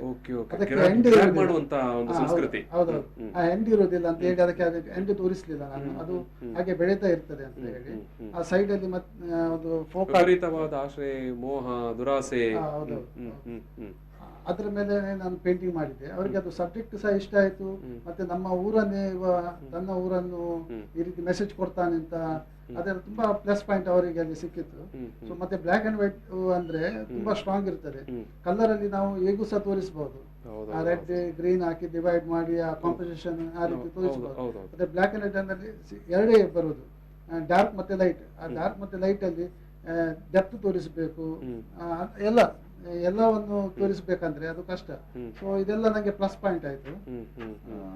ಹಾಗೆ ಅಂದ್ರೆ ಅದು ಬ್ಲಾಕ್ ಅಂಡ್ ವೈಟ್ ಅನ್ನು ಆಯ್ಕೆ ಮಾಡಿಕೊಂಡದ್ದು ನಿಮ್ಮ ಸ್ವಾತಂತ್ರ್ಯವಿತ್ತ ಅಥವಾ ಹೇಗೆ? ಇಲ್ಲ, ನಂಗೆ ಅಂದ್ರೆ ಮೊದ್ಲಿದು ನನ್ನ ಚೈಲ್ಡ್ಹುಡ್ ನೆನಪು ಅಂತ ನಾನು ಅದರಲ್ಲಿ ಬರ್ದಿದ್ದೆ. ಅಂದ್ರೆ ನಾನು ಸಣ್ಣ ಇರುವಾಗ ನಮ್ ಸುತ್ತಮುತ್ತಲು ಜಾಸ್ತಿ ಮರ ಗಿಡಗಳು ಹಾಗೆಲ್ಲ ಜಾಸ್ತಿ ಇತ್ತು. ಈಗ ಬಿಲ್ಡಿಂಗ್, ಸೆಕೆ ಜಾಸ್ತಿ. ಈಗ ಮೊದಲು ಗಾಳಿ ಜಾಸ್ತಿ ಇತ್ತು, ಗಾಳಿ ಎಲ್ಲ ನಮ್ಗೆ ಕೂತ್ರೆ ಆರಾಮಿತ್ತು. ಈಗ ಸೆಕೆ ಜಾಸ್ತಿ ಆಗ್ತಾ ಇದೆ. ಇದು ತುಂಬಾ ಈ ಬಿಲ್ಡಿಂಗ್ಸ್ ಎಲ್ಲ ಕಾಂಕ್ರೀಟ್ ಎಲ್ಲ ಬಂದು ನಿಮ್ಗೆ ಉಪದ್ರ ಮಾಡ್ತಾ ಇದೆ. ಆ ರೀತಿ ಎಲ್ಲ ನಾನು ಆ ಥಾಟ್ಸ್ ಅನ್ನ ಅದರಲ್ಲಿ ಹಾಕಿ ಅವರಿಗೆ ಅದರ ಎಕ್ಸ್ಪ್ಲೇನ್ ಎಲ್ಲ ನಾನು ಬರೆದು ಕೊಟ್ಟಿದ್ದೆ. ಸೊ ಅದು ವರ್ಕ್ ಆಯ್ತು. ಅದ್ಭುತ. ಯಾಕಂತ ಹೇಳಿದ್ರೆ ಒಂದು ರಾಷ್ಟ್ರೀಯ ಮಟ್ಟದ ಸ್ಪರ್ಧೆಯಲ್ಲಿ ಪ್ರಥಮ ಬಹುಮಾನ ಯಾಕಂತ ಹೇಳಿದ್ರೆ ದೊಡ್ಡ ಯೂಜ್ ಮೊತ್ತ ಇರುವಂಥ 3 ಲಕ್ಷ ಬಹುಮಾನ ಮೊತ್ತ ಇರುವಂಥ ಒಂದು ಸ್ಪರ್ಧೆಯಲ್ಲಿ ನೀವು ಗೆದ್ದಿರುವುದು ಖಂಡಿತವಾಗಿ ಮಂಗಳೂರಿನ ಜನತೆಗೆ ಅದೊಂದು ಖುಷಿಯ ವಿಚಾರಣೆ. ಎಸ್. ಇದು ವಿನೋದ್ ಅವರೇ ಮತ್ತು ಪೃಥ್ವಿರಾಜ್ ಅವರೇ, ಈಗ ನಾವು ಸ್ಟ್ರೀಟ್ ಆರ್ಟ್ಗೆ ಬರುವ. ನೀವು ಮಾಡಿರುವಂಥ ಸ್ಟ್ರೀಟ್ ಆರ್ಟ್ ಅಂತೂ ಭಾರಿ ಜನಪ್ರಿಯ ಆಗಿಬಿಟ್ಟಿತ್ತು ಈಗ ನಾನು ನಿಮ್ಮಲ್ಲಿ ಕೇಳುವಂಥದ್ದು, ನೀವು ಈ ಚಿತ್ರ ಮಾಡಲಿಕ್ಕೆ ಈ ಪ್ಲೇಸ್ಗಳುಂಟಲ್ಲ ನೀವು ಮಾಡೋದು, ಅದು ಆಯ್ಕೆ ಯಾವ ರೀತಿ ಮಾಡಿಕೊಳ್ತೀರಿ? ಆಮೇಲೆ ಅದಕ್ಕೆ ಬೇಕಾದ ಪಿಕ್ಚರ್ನ ಕಾನ್ಸೆಪ್ಟ್ ಹೇಗೆ ಮಾಡಿಕೊಳ್ತೀರಿ? ಇದನ್ನು ನೀವು ಈಗ ಇಬ್ಬರು ಹೇಳಬೇಕಾಗಿದೆ. ಇಲ್ಲಿ ಅದೇ ಕಾನ್ಸೆಪ್ಟ್ ಅಂದ್ರೆ ಒಂದು ಆ ಪ್ಲೇಸ್ ಅಲ್ಲಿ ಸಮಯ ಮತ್ತು ಸಂದರ್ಭವನ್ನು ನೋಡಿಕೊಂಡು ಆ ಪ್ಲೇಸ್ಗೆ ಅದು ಯಾವುದು ಸೂಟ್ ಆಗ್ಬೋದು ಅಂತ ಆ ತರ ಮಾಡುದು. ಮತ್ತೆ ಅದೇ ಉರ್ವದಲ್ಲಿ ಮಾಡಿದ್ದು ಉರ್ವದಲ್ಲಿ ಮಾಡಿರುವಂತ ಏನು ಮೀನು ಮಾರಾಟದ ಮಹಿಳೆ ಉರ್ವ ಅಂತ ಹೇಳುವಾಗ್ಲೇ ಉರ್ವ ಮಾರ್ಕೆಟ್ ನಮ್ದು ಮೀನಿದೆ ಇದು. ಮತ್ತೆ ಅಲ್ಲಿ ಮಗುವಿರೋದು ಜಾಸ್ತಿ. ಹೌದು, ಯಾಕಂದ್ರೆ ಕೆಳಗಡೆ ಆಮೇಲೆ ಬೋಳೂರು ಎಲ್ಲ ಅವರಿಗೊಂದು ಯಾವ್ದಾದ್ರು ಕೊಡುಗೆ ಕೊಡ್ಬೇಕು. ಓಕೆ ಓಕೆ ಓಕೆ ಓಕೆ ಮೀನುಗಾರರಿಗೆ ಒಂದು ಸಂದೇಶ ಕೊಡಬೇಕು ಮತ್ತು ಅವ್ರಿಗೆ ಒಂಥರ ಒಂದು ಪ್ರಮೋಟ್ ಮಾಡುವಂಥದ್ದು. ಅದೇ. ಇದು ಪೃಥ್ವಿರಾಜ್ ಅವರೇ, ಈಗ ಅದೇ ನೀವೀಗ ಈ ಟೀಮ್ನವರು ನೀವು ಕಾನ್ಸೆಪ್ಟನ್ನು ಮತ್ತೆ ಡೆವಲಪ್ ಮಾಡುವ ಪ್ರೋಸೆಸ್ ಯಾವ ರೀತಿ ಅಂತ? ಫಸ್ಟ್ ನಾವು ಅದೇ ಗೋಡೆ ನೋಡ್ತೇವೆ, ಗೋಡೆ ನೋಡಿ ಕೆಲವು ಸ್ಕೆಚಸ್ ನಾವು ಪ್ಲಾನ್ ಮಾಡಿರ್ತೇವೆ. ಸೊ ಆಮೇಲೆ ಗೋಡೆ ನೋಡಿ ಅಲ್ಲಿ ಅವ್ರ ಹತ್ರ ಪರ್ಮಿಷನ್ ಕೇಳ್ತೇವೆ. ಸೊ ಅದ್ರ ಮೇಲೆ ಮತ್ತೆ ಡಿಪೆಂಡ್ ಆಗ್ತದೆ ಹೇಗೆ ಅಂತ. ಮತ್ತೆ ನಾವು ಟೀಮ್ ಡಿಸ್ಕಸ್ ಮಾಡ್ತೇವೆ, ಇದು ಈ ತರ ಮಾಡಿದ್ರೆ ಹೇಗಿರ್ತದೆ, ಹೇಗೆ ಇದು ಬರ್ತದೆ ಅಂತ. ಸೊ ಅದ್ಮೇಲೆ ಪ್ಲಾನ್ ಮಾಡಿ ಮಾಡ್ತೇವೆ. ಈಗ ಇದು ಮೀನುಗಾರರ ಮಹಿಳೆದು ಆಯ್ತು, ಆಮೇಲೆ ನಗರದಲ್ಲಿ ಮಾಡಿರುವಂತದ್ದು ಅಥವಾ ಬೇರೆ ಕಡೆ ಮಾಡಿರುವಂತದ್ದು ಯಾವುದೆಲ್ಲ ಇಮೇಜಸ್ಗಳು? ಬೇರೆ ಇತ್ತೀಚೆಗೆ ಚಿಲಿಂಬಿಯಲ್ಲಿ ಮಾಡಿದ್ದೆವು. ಅದು ಹಾಗೆ ಅದು ಒಬ್ಬರು ಪ್ರಾಯದ ಒಬ್ಬರು ಗಂಡಸದ್ದು. ಅದು ಆಕ್ಚುಲಿ ಪ್ಲಾನ್ ಆಗಿರ್ಲಿಲ್ಲ, ಅದು ಗೋಡೆ ನೋಡಿದ್ದೆ. ಸೊ ಹೋಗಿ ಮಾತಾಡಿದೆ ಅವ್ರ ಹತ್ರ. ಅವ್ರನ್ನ ಮಾತಾಡ್ಬೇಕಾದ್ರೆ ಆಯ್ತು ಅವ್ರದ್ದು ಯಾಕೆ ಮಾಡಬಾರ್ದು ಅಂತ ಆಯ್ತು. ಅಂದ್ರೆ ಅವ್ರು ತುಂಬಾ ಒಬ್ಬರೇ ಇರೋದು ಅವರು. ಸೊ ಅದಕ್ಕೆ ಅವ್ರದ್ದೇ ಮಾಡುವಂತ ಆಯ್ತು. ನಾಳೆ ನಾವು ಸಹ ಅದೇ ಪ್ರಾಯ ಆಗಿ ನಾವು ಸಹ ಹಾಗೆ ಮೂಲೆ ಸೇರುವವರು, ಹಾಗೆ ಆಗ್ಬಾರ್ದು ಅಂತ ಅವರದೇ ಒಂದು ಕಾನ್ಸೆಪ್ಟ್ ಇಟ್ಕೊಂಡು ಇಟ್ಸ್ ಯು ಟುಮಾರೋ ಅಂತ ಟೈಟಲ್ ಕೊಟ್ಟು ಮಾಡಿದ್ದು. Okay okay. ಈಗ ಈ ಮೀನುಗಾರ ಮಹಿಳೆ ಇದಾರಲ್ಲ, ಅದು ಆ ಚಿತ್ರ ಮಾಡಿರುವಂತ ಬಿಲ್ಡಿಂಗ್ ಸಾಮಾನ್ಯ ಎಷ್ಟು ಎತ್ತರ ಇದೆ, ಎಷ್ಟು ಅಗಲ ಇದೆ? ಅದೊಂದು 30 ಫೀಟ್ ಎತ್ತರ, 30 ಫೀಟ್ ಅಗಲ ಇದೆ. 30 ಫೀಟ್ನಷ್ಟು ಹೈಟ್, 30 ಫೀಟ್ನಷ್ಟು ವೆರಿ ಹ್ಯೂಜ್, ಬಾರಿ ದೊಡ್ಡ ಪಿಕ್ಚರ್. ಏನ್ ಹೇಳ್ತೀರಿ ಅಂದ್ರೆ ಅದೇವ್ರು? ಈಗ ಇಷ್ಟು ದೊಡ್ಡ ಪಿಕ್ಚರ್ ಮಾಡಲಿಕ್ಕೆ ಎಷ್ಟು ದಿನ, ಮತ್ತು ಅದಕ್ಕೆ ಬಳಸಿಕೊಂಡಂಥ ಮೆಟೀರಿಯಲ್ಗಳು, ಪೇಂಟ್ ಇರ್ಬೋದು, ಏನು ಯಾವುದು, ಆಮೇಲೆ ಎಷ್ಟು ಖರ್ಚು ಬರ್ತದೆ, ಈ ಖರ್ಚಿನಲ್ಲಿ ಹೇಗೆ ನೀವು ಎಲ್ಲಿಂದ ಒದಗಿಸ್ತೀರಿ, ಯಾರು ಸ್ಪಾನ್ಸರ್ ಮಾಡ್ತಾರಾ ಅಥವಾ ಏನು ಕತೆ ಅಂತ ವಿನೋದ್ ಅವರೇ? ನಾವು ಮೊದಲು ಎಷ್ಟು ದಿವಸ ಬೇಕಾಗತ್ತೆ ಹೇಳಿ, ಎಷ್ಟು ದಿವಸ ಬೇಕಾಗತ್ತೆ ಅಂತ ದುಡ್ಡಿಗೆ ಮೇಲೆ ಬರುವ? ಈಗ ನೀವು 30x30 ಅಂತ ಹೇಳಿದ್ರಿ, 30 ಫೀಟ್ ಎತ್ತರ. ಈಗ ನಾವು ದೊಡ್ಡ ಯೂಜ್ ಓರ್ಡಿಂಗ್ಸ್ ಎಲ್ಲ ನೋಡಿರ್ತೇವೆ, ಜಾಹೀರಾತು ಓರ್ಡಿಂಗ್ಸ್, ಆಲ್ಮೋಸ್ಟ್ ಆ ಥರದ್ದೇ ಇದು. ಎಷ್ಟು ದಿನ ಬೇಕಂತ ಈ ಪಿಕ್ಚರ್ ಮಾಡಲಿಕ್ಕೆ? ಪೇಂಟಿಂಗ್ ಮಾಡ್ಲಿಕ್ಕೆ ಒಂದು 2 ದಿನ ತಾಗಿದೆ ನಮಗೆ. ಎಷ್ಟು? 5 ಮಂದಿ ಸೇರಿ? 5 ಮಂದಿ ಸೇರಿ 2 ದಿವಸ. 2 ದಿವಸ ತಾಗಿದೆ. ಏನು ಬಳಸಿಕೊಂಡಂತ ಫಾರ್ಮುಲಾ ಅಥವಾ ಮೆಟೀರಿಯಲ್ಸ್, ಪೇಂಟ್ಸ್ ಏನು? ಅದೇ ನಾವು ಫ್ರೀಲಾನ್ಸ್ ಆಗಿದ್ದೇವೆ. ಅಂದ್ರೆ ಮೊದಲು ಮಾಡಿದ ಕೆಲಸದಲ್ಲಿ ಅದರಲ್ಲಿ ಸ್ವಲ್ಪ ಸ್ವಲ್ಪ ಉಳಿಸ್ತೇವೆ ಅಂದ್ರೆ ಉಳಿತದೆ ಕೆಲವು. ಆ ಪೇಂಟ್ ಅನ್ನು ಎಲ್ಲ ಒಟ್ಟು ಮಾಡಿ ಮತ್ತೆ ಈ ತರದ ಒಂದು ಪೇಂಟಿಂಗ್ ಮಾಡುವಂತ ಪ್ಲಾನ್ ಮಾಡ್ತೇವೆ. ಅಂದ್ರೆ ಕೆಲವು ಮೂರು ಜನ ಇದು ಫ್ರೀಲಾನ್ಸ್ ಆಗಿದ್ದೇವೆ, ಎಲ್ಲರದ್ದು ತುಂಬಾ ಕಲರ್ ಆಗ್ತದೆ. ಚಿಲಿಂಬಿಯಲ್ಲಿ ಆ ತರ ಒಂದು ಮಾಡಿದ್ದು. ಮತ್ತೆ ಈ ವರ್ಕಿಗೆ ಉರುವದ ವರ್ಕಿಗೆ ಕೆಲವು ಸ್ವಲ್ಪ ಕಲರ್ ಇತ್ತು, ಮತ್ತೆ ಸ್ವಲ್ಪ ಸ್ಪಾನ್ಸರ್ ಕೊಟ್ಟರು. ಈಗ ಈಗ ಇದು ಪೃಥ್ವಿರಾಜ್ ಅವರೇ, ಇಷ್ಟು ದೊಡ್ಡ ಒಂದು ಚಿತ್ರ ಮಾಡಬೇಕಿದ್ರೆ ಖರ್ಚು ಎಷ್ಟು ಬರುತ್ತೆ ಅಂತ ಅಂದಾಜು? 30,000 ಬರ್ತದೆ. 30,000 ತನಕ ಖರ್ಚು ಬರ್ತದೆ. ನೀವು 4-5 ಜನ 2 ದಿವಸ ಕೆಲಸ ಮಾಡಬೇಕಾಗತ್ತೆ. ಓಕೆ. ಫೋಲ್ಡಿಂಗ್, ಪೇಂಟ್ ಅದೆಲ್ಲ ಬೇಕಾಗ್ತದೆ. Okay okay okay. ನಿಮಗೆ ಉರೋದ್ ವರ್ಕಿಗೆ ಅದೇ ಅಲ್ಲಿದ್ದು ಕಾರ್ಪೊರೇಟರ್ ಅವರು ಗಣೇಶ್ ಕಲಾಲ್ ಅಂತ ಅವರೇ ಮಾಡಿದ್ರು. Okay okay okay. ಮತ್ತೆ ತುಂಬಾ ಜನ ನಮ್ಗೆ ಗೊತ್ತಿಲ್ಲದವ್ರು ಬಂದು ನಾವು ಕೆಲಸ ಮಾಡೋದು ನೋಡಿ ಎಲ್ಲ ತಿನ್ಲಿಕ್ಕೆ ಅದು ಇದೆಲ್ಲ ಕೊಟ್ಟಿದ್ದಾರೆ. ಅವರಿಗೆಲ್ಲ ಥ್ಯಾಂಕ್ಸ್ ಹೇಳ್ಬೇಕು. ಇದು ಭಾರಿ ಗ್ರೇಟ್ ವಿಚಾರ ಇದು. ನಮ್ಮ ಊರಿನ ಜನ, ಯಾಕಂತ ಹೇಳಿದ್ರೆ ಕಲಾವಿದರು, ನಾವು ಆಗಲೇ ನಾನು ಹೇಳಿದೆ, ನಾವು ಟಿವಿ ಸ್ಟುಡಿಯೋದಲ್ಲಿ ಬೇರೆ ಬೇರೆ ವಿಷಯಗಳನ್ನ ಮಾತಾಡ್ತಾ ಇರ್ತೇವೆ. ಸಾಮಾನ್ಯವಾಗಿ ರಾಜಕೀಯ ಇದೇ ಇರುತ್ತೆ. ಬಟ್ ಅದರ ಆಚೆಗೂ ಬಹುದೊಡ್ಡ ಜಗತ್ತಿದೆ, ಮತ್ತು ನಾವು ಮಾತನಾಡಬೇಕಾದಂಥ ವಿಷಯಗಳು ಕೂಡ ಇದ್ದಾವೆ. ಈ ರೀತಿಯ ಕಲಾವಿದರು ಇರ್ತಾರೆ ಅಥವಾ ಬೇರೆ ಬೇರೆ ರೀತಿ ಅಡ್ವೆಂಚರ್ ಮಾಡಿದವರು ಇರ್ತಾರೆ. ಸೊ ಈಗ ಇವರು ಹೇಳೋದು ನೋಡಿ, ಯಾಕಂದರೆ ಇವರು ಚಿತ್ರ ಮಾಡ್ತಾ ಇರುವಾಗ ಅಲ್ಲಿ ಬಂದು ನೋಡಿದಂಥ ಊರಿನ ಜನರು ಏನು ಆ ದಿನದ ಊಟ, ತಿಂಡಿ, ಕಾಫಿ ಇದನ್ನೆಲ್ಲ ಕೊಟ್ಟಾಗಂದ್ರೆ ಖುಷಿಪಟ್ಟು. ಯಾಕಂದರೆ ನಾನು ಮತ್ತೆ ಆ ವೀಕ್ಷಕರ ಹತ್ರ ಹೇಳುವಂಥದ್ದು, ಒಂದು ಕಲೆ ಅಥವಾ ಕಲಾವಿದರು ಅವರನ್ನು ಎನ್ಕರೇಜ್ ಮಾಡಿದರೆ ಖಂಡಿತವಾಗಿ ನಮ್ಮ ಸಮಾಜ ಮತ್ತಷ್ಟು ಆರೋಗ್ಯವಂತಾಗಿಡಲಿಕ್ಕೆ, ಮತ್ತಷ್ಟು ಬದುಕಿನಲ್ಲಿ ಸಂಭ್ರಮ ಪಡಲಿಕ್ಕೆ ಸಾಧ್ಯ ಆಗ್ತದೆ. ಇದು ಪೃಥ್ವಿರಾಜ್ ಅವರೇ ಹೇಳಿ, 30ರಿಂದ ಮಿನಿಮಮ್ ಅಷ್ಟು ಖರ್ಚು ಬರುತ್ತೆ. ಈಗ ಸರಿ, ಮೀನು ಇದು ಮಾಡಿದಾರಲ್ಲ ಮಹಿಳೆ, ಅದು ಅಲ್ಲಿ ಯಾರು ಸ್ಪಾನ್ಸರ್ ಮಾಡಿದ್ರು? ಅಲ್ಲಿ ಒಬ್ಬರು ಹರೀಶ್ ಕೊಟ್ಟಾರಿ ಅಂತ, ಮತ್ತೆ ಅರುಣ್ ಕಟೀಲ್ ಅಂತ, ಮತ್ತೊಬ್ಬರು ಸಂತೋಷ್ ರೈ ಅಂತ, ಅವರೆಲ್ಲ ಸ್ವಲ್ಪ ಫೈನಾನ್ಷಿಯಲ್ ಹೆಲ್ಪ್ ಮಾಡಿದ್ದಾರೆ. ಅವರಿಗೆ ಈ ಮೂಲಕ ಥ್ಯಾಂಕ್ಸ್ ಹೇಳ್ತಾ ಇದ್ದೇನೆ. ಖಂಡಿತ ಹೇಳ್ಬೇಕು. ಸುರೇಶ್ ರಾವ್ ಅಂತ. ಎಸ್ ಎಲ್ಲ ಗ್ರೇಟ್. ಯಾಕಂತ ಹೇಳಿದ್ರೆ ಇಂಥ ಒಂದು ವರ್ಕ್ ಮಾಡಲಿಕ್ಕೆ ಸಪೋರ್ಟ್ ಸಿಗಲೇಬೇಕು. ಏನು ಹೇಳ್ತೀರಿ ಅಂದ್ರೆ ದೇವ್ರೆ? ಎಸ್. ಈಗ ಇದು ಏನು ಬೇರೆ ಎಲ್ಲಿ ಮಾಡಬೇಕಂತ ಈಗ ನೀವು ನಿಮ್ಮ ಹತ್ರ ಒಂದಷ್ಟು ಪ್ಲ್ಯಾನ್ಗಳಿರ್ಬೋದು. ಈಗ 2 ಚಿತ್ರ ಮಾಡಿದಾಗಲೇ ಅದು ಭಾರಿ ವೈರಲ್ ಆಯಿತು, ತುಂಬ ಪ್ರಚಾರ ಬಂತು. ಎಲ್ಲಿ ಮಾಡಬೇಕಂತ ಇದ್ದೀರಿ ಅಥವಾ ಏನು ಕಾನ್ಸೆಪ್ಟ್ಗಳಿದ್ದಾವೆ? ನಿಮ್ಮ ಒಂದಷ್ಟು ಕಾನ್ಸೆಪ್ಟನ್ನು ಹೇಳಿ, ಯಾಕಂದರೆ ನೋಡ್ತಾ ಇರುವಂಥ ವೀಕ್ಷಕರು ನಾಳೆ ನಿಮ್ಮನ್ನು ಅಪ್ರೋಚ್ ಆಗಬೇಕು. ಆಕ್ಚುಲಿ ಕಾನ್ಸೆಪ್ಟ್ ಕೆಲವು ಪ್ಲಾನ್ ಮಾಡಿದ್ದೇವೆ ನಾವೀಗ. ನಾವು ನಮ್ಮ ಪ್ಲಾನ್ ಏನು ಸಹ ಇದಕ್ಕಿಂತ ದೊಡ್ಡ ವಾಲ್ ಸಿಕ್ಕಿದ್ರೆ ನಾವು ವೇಟ್ ಮಾಡ್ತಿದ್ದೇವೆ, ಇದಕ್ಕಿಂತ ದೊಡ್ಡ ವಾಲ್ ಮಾಡ್ಬೇಕಂತ ಇದ್ದೇವೆ. ಸೊ ಹಾಗೆ ನೋಡ್ತಿದ್ದೇವೆ, ಕೆಲವು ಇನ್ನು ಪರ್ಮಿಷನ್ ಕೊಟ್ರೆ ನಾವು ಅದು ಸ್ಟಾರ್ಟ್ ಮಾಡ್ತೇವೆ ಅಂತ. ಕೆಲವು ಥೀಮ್ಸ್ ಎಲ್ಲ ಪ್ಲಾನ್ ಮಾಡಿದ್ದೇವೆ ಮ್ಯಾಂಗ್ಳೂರ್ ರಿಲೇಟೆಡ್. ಕೆಲವು ತುಂಬಾ ವಿಷಯ ಅಳಿಸಿ ಹೋಗ್ತಿದೆ. ಅಂತ ವಿಷಯಗಳನ್ನೆಲ್ಲ ಬದುಕಿರ್ಬೋದು, ಆಚಾರ ವಿಚಾರ, ಜನಪದ ಇದೆಲ್ಲ. ಓಕೆ ಒಳ್ಳೆಯ ವಿಷಯ ಅಂತ ಕಾನ್ಸೆಪ್ಟ್. ಮತ್ತೆ ಪ್ಲಾಸ್ಟಿಕ್ ಬಗ್ಗೆ ಒಂದು ಇದು ಮಾಡ್ಬೇಕಂತ ಪ್ಲಾನ್ ಇದೆ. ಪ್ಲಾಸ್ಟಿಕ್ ಬಗ್ಗೆ ಜಾಗೃತಿ ಅಂತದೆಲ್ಲ ಥೀಮ್ ಇದೆ. ಸೊ ಹಾಗೆ ಇನ್ನು ನೆಕ್ಸ್ಟ್ ಪ್ರಾಜೆಕ್ಟ್. ಈಗ ಈ ರೀತಿಯ ಚಿತ್ರ ಮಾಡಿದ್ರೆ ನೀವಲ್ಲಿ ಅದು ಸಾಮಾನ್ಯವಾಗಿ ಎಷ್ಟು ವರ್ಷ ಅದು ಉಳಿತದೆ? ಅಂದ್ರೆ ಯಾಕಂದ್ರೆ ನಾನು ಬಳಸಿದ ಪೇಂಟ್ ಏನಿರ್ಬೋದು, ಏನ್ ಹೇಳ್ತೀರಿ? ಪೇಂಟ್ಸ್ ಅದು ಆಕ್ಚುಲಿ ಗೋಡೆಗೆ ಬಳಸ್ತೇವೆ ಪೇಂಟ್, ಅಪೆಕ್ಸ್ ಅಂತ. ಸೊ ಅದೇ ಬಳಸ್ತೇವೆ.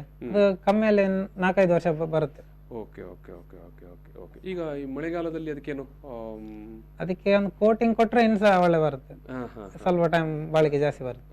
ಅಂದ್ರೆ ಪ್ರತಿ ವರ್ಷ ಅದಕ್ಕೆ ಸ್ವಲ್ಪ ಕೋಟಿಂಗ್ ಮಾಡಬೇಕು? ಕೋಟಿಂಗ್ ಅಂತಲ್ಲ, ಒಮ್ಮೆ ಕೊಟ್ರೆ ಸಾಕು. ಓಕೆ. ಅದು ಮಾಡಿದ್ರೆ ಸ್ವಲ್ಪ ಟೈಮ್ ಬರ್ತದೆ, ಜಾಸ್ತಿ ಬರ್ತದೆ, ಒಂದು ಲೈಫ್ ಅದಕ್ಕೆ ಮತ್ತೆ ಸ್ವಲ್ಪ ಜಾಸ್ತಿ ಬರ್ತದೆ ಅಂತ. ನೀವು ಈ ಚಿತ್ರ ಎಲ್ಲ ಮಾಡ್ಲಿಕ್ಕೆ ನಿಮಗೆ ಇನ್ಸ್ಪಿರೇಷನ್ ಎಲ್ಲಿಂದ ಸಿಕ್ಕಿತ್ತು ಅಂತ? ಪರ್ಟಿಕ್ಯುಲರ್ ಈ ರೀತಿಯ ಸ್ಟ್ರೀಟ್ ಆರ್ಟ್ ನಾನು ಕೇಳೋದು. ಸಾಮಾನ್ಯವಾಗಿ ನಿಮ್ಮಂತ ಕಲಾವಿದರುಗಳೆಲ್ಲ ಒಂದು ಮನೆಯಲ್ಲಿ ಕೂತ್ಕೊಂಡು ಅಥವಾ ಗ್ಯಾಲರಿಯಲ್ಲಿ ಕೂತ್ಕೊಂಡು ಪೇಂಟಿಂಗ್ ಮಾಡ್ತಾ ಇರ್ತೀರಿ ನೀವು, ಅಲ್ವಾ? ಒಂದು ಅದನ್ನು ಎಕ್ಸಿಬಿಷನ್ ಮಾಡ್ತೀರಿ ಅಥವಾ ಮಾರಾಟ ಮಾಡ್ತೀರಿ ಅಥವಾ ಯಾರಿಗಾದರೂ ಪ್ರೆಸೆಂಟ್ ಮಾಡ್ತೀರಿ. ಬಟ್ ಈ ರೀತಿಯ ದೊಡ್ಡ ಒಂದು ಫಾರ್ಮುಲಾದಲ್ಲಿ ಚಿತ್ರ ಮಾಡಬೇಕು ಅನ್ನುವಂಥ ಒಂದು ಪ್ರೇರಣೆ ಬರಬೇಕಲ್ಲ, ಎಲ್ಲಿಂದ ಬಂತು? ಯಾರು ಹೇಳಿದರು?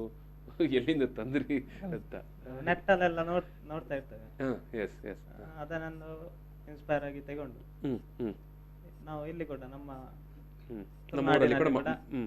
ಆ ತರದೊಂದು ಪೇಂಟಿಂಗ್ ಮಾಡುವಂತ ಇನ್ಸ್ಪೈರ್ ಅಲ್ಲೇ ಅದು. ಓಕೆ. ಈಗ ನಾನೀಗ 3 ಮಂದಿ ಹತ್ರ ತೀರ ಬೇಸಿಕ್ ಆದಂಥ ಒಂದು ವಿಚಾರಕ್ಕೆ ಬರುವಂಥದ್ದು ಏನಂತ ಹೇಳಿದ್ರೆ, ನೀವು ಈ ಕಲಾವಿದರಾಗಲಿಕ್ಕೆ ಒಂದು ಕಾರಣ ಬೇಕಲ್ಲ, ಪ್ರೇರಣೆ. ಈಗ ಎಲ್ಲರೂ ಕಲಾವಿದರಾಗೋದಿಲ್ಲ ಅಲ್ವಾ? ಬೇರೆ ಬೇರೆ ಫೀಲ್ಡನ್ನು ಆಯ್ಕೆ ಮಾಡಿಕೊಂಡಿರ್ತಾರೆ. ಯಾಕಂತ ಹೇಳಿದ್ರೆ ಉದ್ಯೋಗದ ಸಂದರ್ಭವನ್ನೇ ಆಲೋಚನೆ ಮಾಡಿಕೊಂಡು ಎಲ್ಲರೂ ಆಯ್ಕೆ ಮಾಡಿಕೊಳ್ಳುವಂಥದ್ದು ವೃತ್ತಿ ಬದುಕು. ನೀವು ಇಂಥ ಒಂದು ಕಲಾ ಮಾಧ್ಯಮವನ್ನೇ ಆಯ್ಕೆ ಮಾಡಿಕೊಳ್ಳಿಕ್ಕೆ ನಿಮಗೆ ಬದುಕಿನಲ್ಲಿ ಅಥವಾ ನಿಮ್ಮ ಬಾಲ್ಯದಲ್ಲಿ ಪ್ರೇರಣೆ ಆದ ವಿಚಾರಗಳೇನು ಅಂತ ವಿನೋದ್ ಅವರೇ? ಮಾಲಸಕ್ಕೆ ಹೋಗಿ ಅದು ಅಲ್ಲೇ ಪ್ರೇರಣೆ ಅದು. ಓಕೆ. ಈಗ ಅದರ ಮುಂಚೆ ಅಷ್ಟು ಇರ್ಲಿಲ್ಲ ಅಲ್ಲ. ಈಗ ಮಾಲಸ ಅನ್ನೋದು ಒಂದು ಫೈನ್ ಆರ್ಟ್ಸ್ ಸ್ಕೂಲ್, ಚಿತ್ರಕಲೆಯನ್ನು ಹೇಳಿಕೊಡುವಂಥ ಸ್ಕೂಲ್. ಆ ಸ್ಕೂಲಿಗೆ ಆ ಪದವಿ ಪಡೀಲಿಕ್ಕೆ ಹೋಗ್ಬೇಕಂತಾದ್ರೆ ಏನು ಪ್ರೇರಣೆ ಸಿಕ್ಕಿತ್ತಂತ? ಈಗ ಎಲ್ಲರೂ PUC ಆದ ನಂತರನೋ ಅಥವಾ 10th ಆದ ನಂತರವ ಏನಾದರೂ ಕಾಲೇಜುಗಳು ಮತ್ತು ಬೇರೆ ಡಿಗ್ರಿ ಅಂತೆಲ್ಲ ಹುಡುಕ್ತಾ ಇರ್ತಾರೆ ಅಲ್ವಾ? ನೀವು ಆಯಿತು ಮಾಲಸ ಸ್ಕೂಲಿಗೆ, ಒಂದು ಫೈನ್ ಆರ್ಟ್ ಸ್ಕೂಲಿಗೆ ಹೋಗ್ಲಿಕ್ಕೆ ನಿಮಗೆ ಬದುಕಿನಲ್ಲಿ ಪ್ರೇರಣೆ ಆದದ್ದು ಏನು ಅಂತ? ಅದೇ ನಾನು B.Com ತನಕ ಕಲ್ತಿದ್ದೇನೆ. ಅದು ಕಲ್ತು ಮತ್ತೆ ನಂದು ಮನೆ ಹತ್ತಿರದವರು ಸ್ಯಾಮ್ಸಂಗ್ ಅಂತ ಒಬ್ರು ಹೇಳಿದ್ರು, ಮಾನಸಕ್ಕೆ ಹೋಗು, ಅಲ್ಲಿ ಡ್ರಾಯಿಂಗ್ ಎಲ್ಲ ಕಲಿಸ್ತಾರೆ. ಅಂದ್ರೆ ನಾನು ಅಂಗಡಿಯಲ್ಲಿ ಕೂತ್ಕೊಳ್ತಿರ್ತೇನೆ, ಸ್ಕೆಚ್ ಮಾಡ್ತಾ ಇರ್ತೇನೆ ಅಲ್ಲಿ. ಆವಾಗ ಅವ್ರು ಹೇಳಿದ್ರು, ಆ ಟೈಮಲ್ಲಿ ಅಲ್ಲಿ ಹೋಗಿ ಅದು ವರ್ಕ್ ಎಲ್ಲ ಪೇಂಟಿಂಗ್ ಎಲ್ಲ ನೋಡಿ ಅಲ್ಲಿದು ಮತ್ತೆ ನಂಗೆ ಕೂಡ ಮಾಡ್ಬೇಕಂತ ಆಯ್ತು. ಮತ್ತೆ ಅಲ್ಲಿ ಆವಾಗ್ಲೇ ಹೋಗಿ ಇದು ಅಪ್ಲಿಕೇಶನ್ ತಗೊಂಡು ಸೇರಿ ಕೂಡ ಆಯ್ತು. ಅದು 5 ವರ್ಷ ಅದೆಲ್ಲ ನೋಡ್ಲಿಲ್ಲ ನಾನು, ಬಟ್ ಅದು ಇಂಟ್ರೆಸ್ಟ್ ಆಯ್ತು, ಕಲಿಬೇಕಂತ ಆಯ್ತು, ಕಲಿತಾ ಹೋದೆ. ಇದು ಅಂದ್ರೆ ಸರ್, ನೀವು ಈ ಆರ್ಟ್ ಫೀಲ್ಡ್ಗೆ ಬರಲಿಕ್ಕೆ ನನಗೆ ಸಣ್ಣ ಬಾಲ್ಯದಿಂದಲೇ ಆಸಕ್ತಿ ಇತ್ತು. ಆದರೆ ನಾನು ಇದನ್ನೇ ಕಲಿತೇನೆ, ಇದನ್ನೇ ಮುಂದುವರಿಸ್ತೇನೆ ಅಂತ ನನಗೆ ಸಹ ಗೊತ್ತಿರಲಿಲ್ಲ. PUC ಆದ ನಂತರ ನನಗೆ ಒಂದು ಇಲೆಕ್ಟ್ರಾನಿಕ್ ಐಟಮ್ಸ್ ಏನಿದೆ ಅದರಲ್ಲಿ ಏನಾದರೂ ಓಪನ್ ಮಾಡಿ ಅದು ಮಾಡುವಂಥದ್ದು. ಸೊ ಕಂಪ್ಯೂಟರ್ ಹಾರ್ಡ್ವೇರ್ ನಾನು ಕೋರ್ಸ್ ಮಾಡಿದ್ದೆ. ಏನೋ ನಮಗೆ ಸ್ವಲ್ಪ ಆ ಟೈಮಲ್ಲೆಲ್ಲ ಕಷ್ಟ ಜಾಸ್ತಿ. ಸೊ ನಮಗೆ ಫೀಸ್ ಸಿಗ್ಲಿಲ್ಲ ಮನೆಯಲ್ಲಿ ಎಕ್ಸಾಮಿಗೆ ಕಟ್ಟಲಿಕ್ಕೆ, ಡ್ರಾಪ್ ಮಾಡಬೇಕಾಯ್ತು. ಸೊ ಅದ ನಂತರ ನನಗೆ ಇನ್ನೊಂದು ಉಳಿದದ್ದು ಇಂಟ್ರೆಸ್ಟ್ ಅಂದರೆ ಈ ಪೇಂಟಿಂಗ್ ಮಾಡುವಂಥದ್ದು. ಮನೆಯಲ್ಲಿ ಸುಮ್ಮನೆ ಕೂತು ಪೇಂಟಿಂಗ್ ಮಾಡ್ತಾ ಇದ್ದೆ. ನಿಮ್ಮ ನಿಮ್ಮ ನಿಮ್ಮ ಮನೆಯಲ್ಲಿ ಬೇರೆ ಯಾರಾದರೂ ಪೇಂಟಿಂಗ್ ಮಾಡ್ತಾ ಇದ್ದವರು ಇದ್ದೀರಾ? ಇಲ್ಲ, ಯಾರು ಮಾಡ್ತಾ ಫ್ಯಾಮಿಲಿಯಲ್ಲಿ? ಇಲ್ಲ. ವಿನೋದ್ ಅವರ ಫ್ಯಾಮಿಲಿಯಲ್ಲಿ ಯಾರಾದರೂ ಇದ್ದೀರಾ ಆರ್ಟಿಸ್ಟ್ಗಳು? ಇಲ್ಲ. Okay, yes. ಮತ್ತೆ ನನಗೆ ಇದರ ಮಹಾದಾಸ ಒಂದು ಕಾಲೇಜ್ ಇದೆ, ಇಂಥ ಕಾಲೇಜ್ ಇದೆ, ಕಲಿಯಬಹುದು ಅಂತ, ಅದು ಸಹ ಗೈಡ್ ಮಾಡುವವರು ಯಾರು ಇರಲಿಲ್ಲ. ಪ್ರಸಾದ್ ಇಲ್ಲಿ ಗ್ಯಾಲರಿ ಇದೆ, ಅಲ್ಲಿ ಹೌದೌದು, ಅಲ್ಲಿ ವಿಸಿಟ್ ಕೊಟ್ಟಿದ್ದೆ. ಅಲ್ಲೊಂದು 2 ಮಂತಿಗೆ ಅಂತ ನಾನು ಸೇರುವಾಗ ಅಲ್ಲಿ ಒಂದು ಟೀಚರ್ ಹತ್ರನೇ ಕೇಳಿದೆ, ಇದನ್ನೇ ಕಲಿಸುವ ಏನಾದರೂ ಕಾಲೇಜ್ ಇದೆ ಅಂತ. ಅಲ್ಲಿಂದ ನನಗೆ ಒಂದು ದಾರಿ ಸಿಕ್ಕಿತು, ಮಾಲಸಕ್ಕೆ ಎಂಟ್ರಿ ಆದೆ, 5 years ಕೋರ್ಸ್ ಮಾಡಿದೆ. ಆನಂತರ ಫ್ರೀಲಾನ್ಸ್ ಆರ್ಟಿಸ್ಟ್ ಆಗಿ ಈಗ ಇದನ್ನೇ ನನ್ನ ವೃತ್ತಿಯಾಗಿ ನಾನು ಮುಂದುವರಿಸ್ತೇನೆ. ಇದು ಪೃಥ್ವಿರಾಜ್ ಅವರೇ, ಕಲೆ ಎಲ್ಲಿಂದ ಎಂಟ್ರಿ ಆಯ್ತು ಅಂತ? ಚಿಕ್ಕದ್ಲಿಂದಲೇ ನಂಗೆ ತುಂಬಾ ಇಂಟ್ರೆಸ್ಟ್. ಸೊ ನಂಗೆ ತಂದೆ ತಾಯಿ ಫುಲ್ ಸಪೋರ್ಟ್, ನಂಗೆ ಎಲ್ಲ ಇದು ಮನೆಯವರೆಲ್ಲ ಆರ್ಟ್ ಫೀಲ್ಡ್ ಗೆ ಫುಲ್ ಸಪೋರ್ಟ್. ಸೊ ಸ್ಕೂಲಲ್ಲಿ ಹೋಗ್ತಿದ್ದೆ. ಫ್ಯಾಮಿಲಿಯಲ್ಲಿ ಯಾರಾದ್ರೂ ಆರ್ಟಿಸ್ಟ್ ಇದ್ರಾ? ನಂದೊಂದು ಕಸಿನ್ ಅಣ್ಣ ಇದ್ರು, ಪ್ರವೀಣ್ ಸಿದ್ದಾಳ್ ಅಂತ. ಸೊ ಅವನ್ ಸ್ವಲ್ಪ ಇನ್ಸ್ಪಿರೇಷನ್ ನಂಗೆ. ಸೊ ಹಾಗೆ ಸ್ಕೂಲ್ ಲೈಫ್ ಆಗ್ಬೇಕಾದ್ರೆ ನಂಗೆ ತಾರನಾಥ್ ಕೈರಂಗಳ್ ಅಂತ ಸಿಕ್ಕಿದ್ರು. ಅವ್ರು ನಂಗೆ ಟೀಚರ್, ಅವ್ರು ನಂಗೆ ಒಳ್ಳೆ ಗೈಡ್ ಮಾಡಿದ್ರು. ಅವರೇ ಹೇಳಿದ್ ನಂಗೆ ಮಾಲಸಕ್ಕೆ ಸೇರು ಅಂತ. ಸೊ ಮಾಲಕ್ಕೆ ಸೇರಿದೆ ನಾನು. ಮಾಲಕ್ಕೆ ಸೇರಿ ಆದ್ಮೇಲೆ ಮತ್ತೆ ಇನ್ನು ಕಲಿಬೇಕು ಅಂತ ಆಯ್ತು. ಸೊ ಮಾಸ್ಟರ್ಸ್ ಮಾಡ್ಲಿಕ್ಕೆ ನಾನು ಕಲ್ಕತ್ತಾ ಹೋದೆ. ಅಲ್ಲಿ government college of art and craft Calcutta. So ಅಲ್ಲಿ 2 years ಮಾಸ್ಟರ್ಸ್ ಮಾಡಿ ಮತ್ತೆ ಬಂದೆ. ಈಗ ಇಲ್ಲಿ ಕಂಪನಿಯಲ್ಲಿ ವರ್ಕ್ ಮಾಡ್ತಿದ್ದಾನೆ. ಮತ್ತೆ ನಮ್ದು ಮಾಲಸದ ಮೊದಲಿದ್ದ ಟೀಮ್ ಇತ್ತು, ಅದು ಯಾವಾಗ್ಲೂ ಇತ್ತು. ಸೊ ಅವರನ್ನು ಪುನಃ ಒಟ್ಟು ಮಾಡಿ ನಾವೆಲ್ಲ ಸ್ಟಾರ್ಟ್ ಮಾಡಿದ್ವಿ. Very interesting. ವೀಕ್ಷಕರೇ, ಈಗ ಕಲಾವಿದರು ಅವರವರ ಬದುಕು ಕಟ್ಟಿಕೊಂಡ ಬಗ್ಗೆ ಹೇಳಿದ್ದಾರೆ. ನಾವು ಈ ಕಲಾವಿದರು, ಯಾಕಂದರೆ ಮುಖ್ಯವಾಗಿ ಪೇಂಟಿಂಗ್ ಮಾಡುವಂಥ ಕಲಾವಿದರು, ಆರ್ಟಿಸ್ಟ್ಗಳು ಎದುರಿಸ್ತಿರುವಂಥ ಸವಾಲುಗಳು ಏನಿದೆ, ಸರ್ಕಾರ ಯಾವ ರೀತಿ ಅವರಿಗೆ ಸಹಕಾರ ಕೊಡಬೇಕಾಗಿತ್ತು, ಯಾವ ರೀತಿಯ ಸೌಲಭ್ಯಗಳನ್ನು ಒದಗಿಸಿ ಕೊಡಬೇಕಾಗಿತ್ತು ಅನ್ನೋ ವಿಚಾರವಾಗಿ ಮಾತಾಡಬೇಕಾಗಿದೆ. ಅದಕ್ಕಿಂತ ಮೊದಲು ಒಂದು ಸಣ್ಣ ಬ್ರೇಕ್ ತಗೊಳ್ತಾ ಇದ್ದೇವೆ. ಬ್ರೇಕ್ ನಂತರ ಆ ವಿಚಾರವನ್ನು ಮಾತಾಡುವ. ಈಗ ಒಂದು ಸಣ್ಣ ಬ್ರೇಕ್.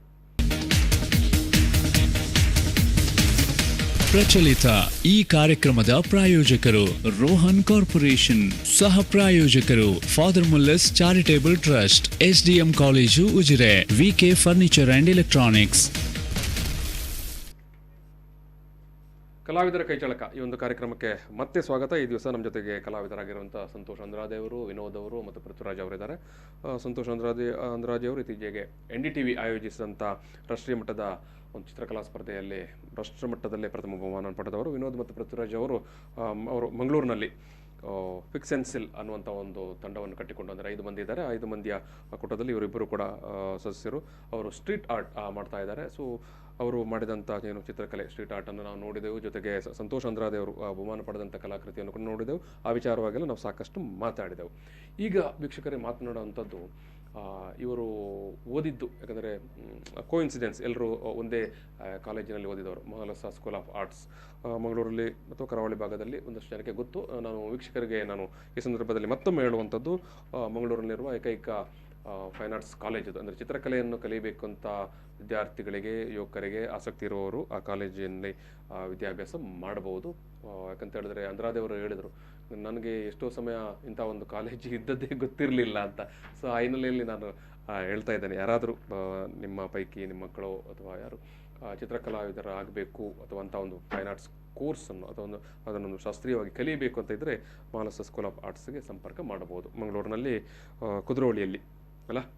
ಎಸ್, ಕುದ್ರೋಳಿಯಲ್ಲಿ ಇರುವಂಥದ್ದು. ಈಗ ನಾವು ಮತ್ತೆ ಚರ್ಚೆಯನ್ನು ಮುಂದುವರಿಸುವ ಸಂದರ್ಭದಲ್ಲಿ ಯುವ ಕಲಾವಿದರು ಎದುರಿಸುವಂಥ ಸವಾಲುಗಳು ಏನು ಅಂತ, ಅದು ಭಾರಿ ಇಂಪಾರ್ಟೆಂಟ್ ಆದ ವಿಷಯ. ಇದು ವಿನೋದ್ ಅವರೇ, ನೀವೆಲ್ಲ ಡಿಗ್ರಿ ಮುಗಿಸ್ಕೊಂಡು ಬರ್ತೀರಿ. ಡಿಗ್ರಿ ಮುಗಿಸಿದ ತಕ್ಷಣ ಎಲ್ಲಾದರೂ ನಿಮಗೆಲ್ಲ ಪ್ಲೇಸ್ಮೆಂಟ್ ಆಗಲಿಕ್ಕೆ ಆಗುತ್ತಾ? ಯಾವ ರೀತಿ ನೀವು ಆಯ್ಕೆಗಳನ್ನು ಮಾಡಿಕೊಳ್ತೀರಿ ಅಂತ? ಎಲ್ಲೆಲ್ಲ ಆಪ್ಷನ್ಗಳು ತೆರೆದಿರ್ತದೆ? ಆಪ್ಷನ್ ತುಂಬ ಇರುತ್ತೆ. ನಾವು ಕಲ್ತದ್ರಲ್ಲಿ ಯಾವ್ದು ಆಪ್ಷನ್ ಕೂಡ ಹೋಗ್ಬೋದು. ಓಕೆ.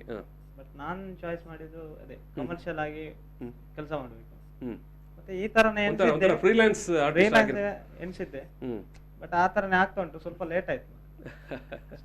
ಹೌದಾ? ಇದು ಪೃಥ್ವಿರಾಜ್ ಅವರೇ, ಈಗ ನೀವೀಗ ಫ್ರೀಲಾನ್ಸ್ ಆರ್ಟಿಸ್ಟ್ ಆಗಿ ನಾನು ಕಂಪನಿಯಲ್ಲಿ ಇದ್ದೀರಿ. ಓಕೆ. ಹಾಗೆ ನಾನು ಕೇಳೋದು, ನೀವೀಗ ಈ ಕೋರ್ಸ್ ಮುಗಿಸಿಕೊಂಡು ಬಂದ ತಕ್ಷಣವೇ ಆಯ್ಕೆಗಳು ನಿಮಗೆ ಸಾಕಷ್ಟು ಇರುತ್ತಾ, ಕಾಣುತ್ತಾ? ನಂಗೆ ಸ್ವಲ್ಪ ಕಷ್ಟ ಆಗಿದೆ. ಮತ್ತೆ ಅದೇ ಬ್ಯಾಂಗ್ಳೂರಲ್ಲಿ ವರ್ಕ್ ಮಾಡ್ತಿದ್ದೆ, ಮತ್ತೆ ಮಂಗಳೂರಿಗೆ ಬಂದೆ, ಮತ್ತೆ ಮಂಗಳೂರಲ್ಲೇ ಕಂಪನಿಯಲ್ಲಿ ಜಾಬ್ ಆಯ್ತು, ಮಂಗಳೂರಲ್ಲಿದ್ದೆ. ಮೊದಲಿಂದ ನಮ್ದೊಂದು ಪ್ಲಾನ್ ಇತ್ತು, ಈ ತರ ಗ್ರೂಪ್ ನಮ್ದೊಂದು ಮಾಡ್ಬೇಕು ಅಂತ. ಸೊ ಚಾನ್ಸ್ ಸಿಗ್ತಿರ್ಲಿಲ್ಲ, ಈಗ ಒಂದು ಟೈಮ್ ಬಂದಿದೆ. ಸೊ ಈಗ ಪುನಃ ಎಲ್ಲರೊಟ್ಟಿಗೆ ಆಗಿ ಮಾಡ್ತಿದ್ದೇವೆ. ಇದು ಅಂದ್ರದೇವ್ರೆ, ಈಗ ಈ ಒಂದು ಕಲಾವಿದ ಕೋರ್ಸನ್ನು ಮಾಡಿಕೊಂಡವರು, ಕಲಾ ಕೋರ್ಸನ್ನು, ಪದವಿ ಅಥವಾ ಅದರಲ್ಲಿ ನಿಮ್ಮ ಸ್ನಾತಕೋತ್ತರ ಕೂಡ, ಈಗ ಸಂತೋಷ ಇದು ಪೃಥ್ವಿರಾಜ್ ಹೇಳಿದರು ಅವರು ಮಾಸ್ಟರ್ ಮಾಡಿದವರು ಕೂಡ ಅಂತ ಕಲ್ಕತ್ತಾದಲ್ಲಿ.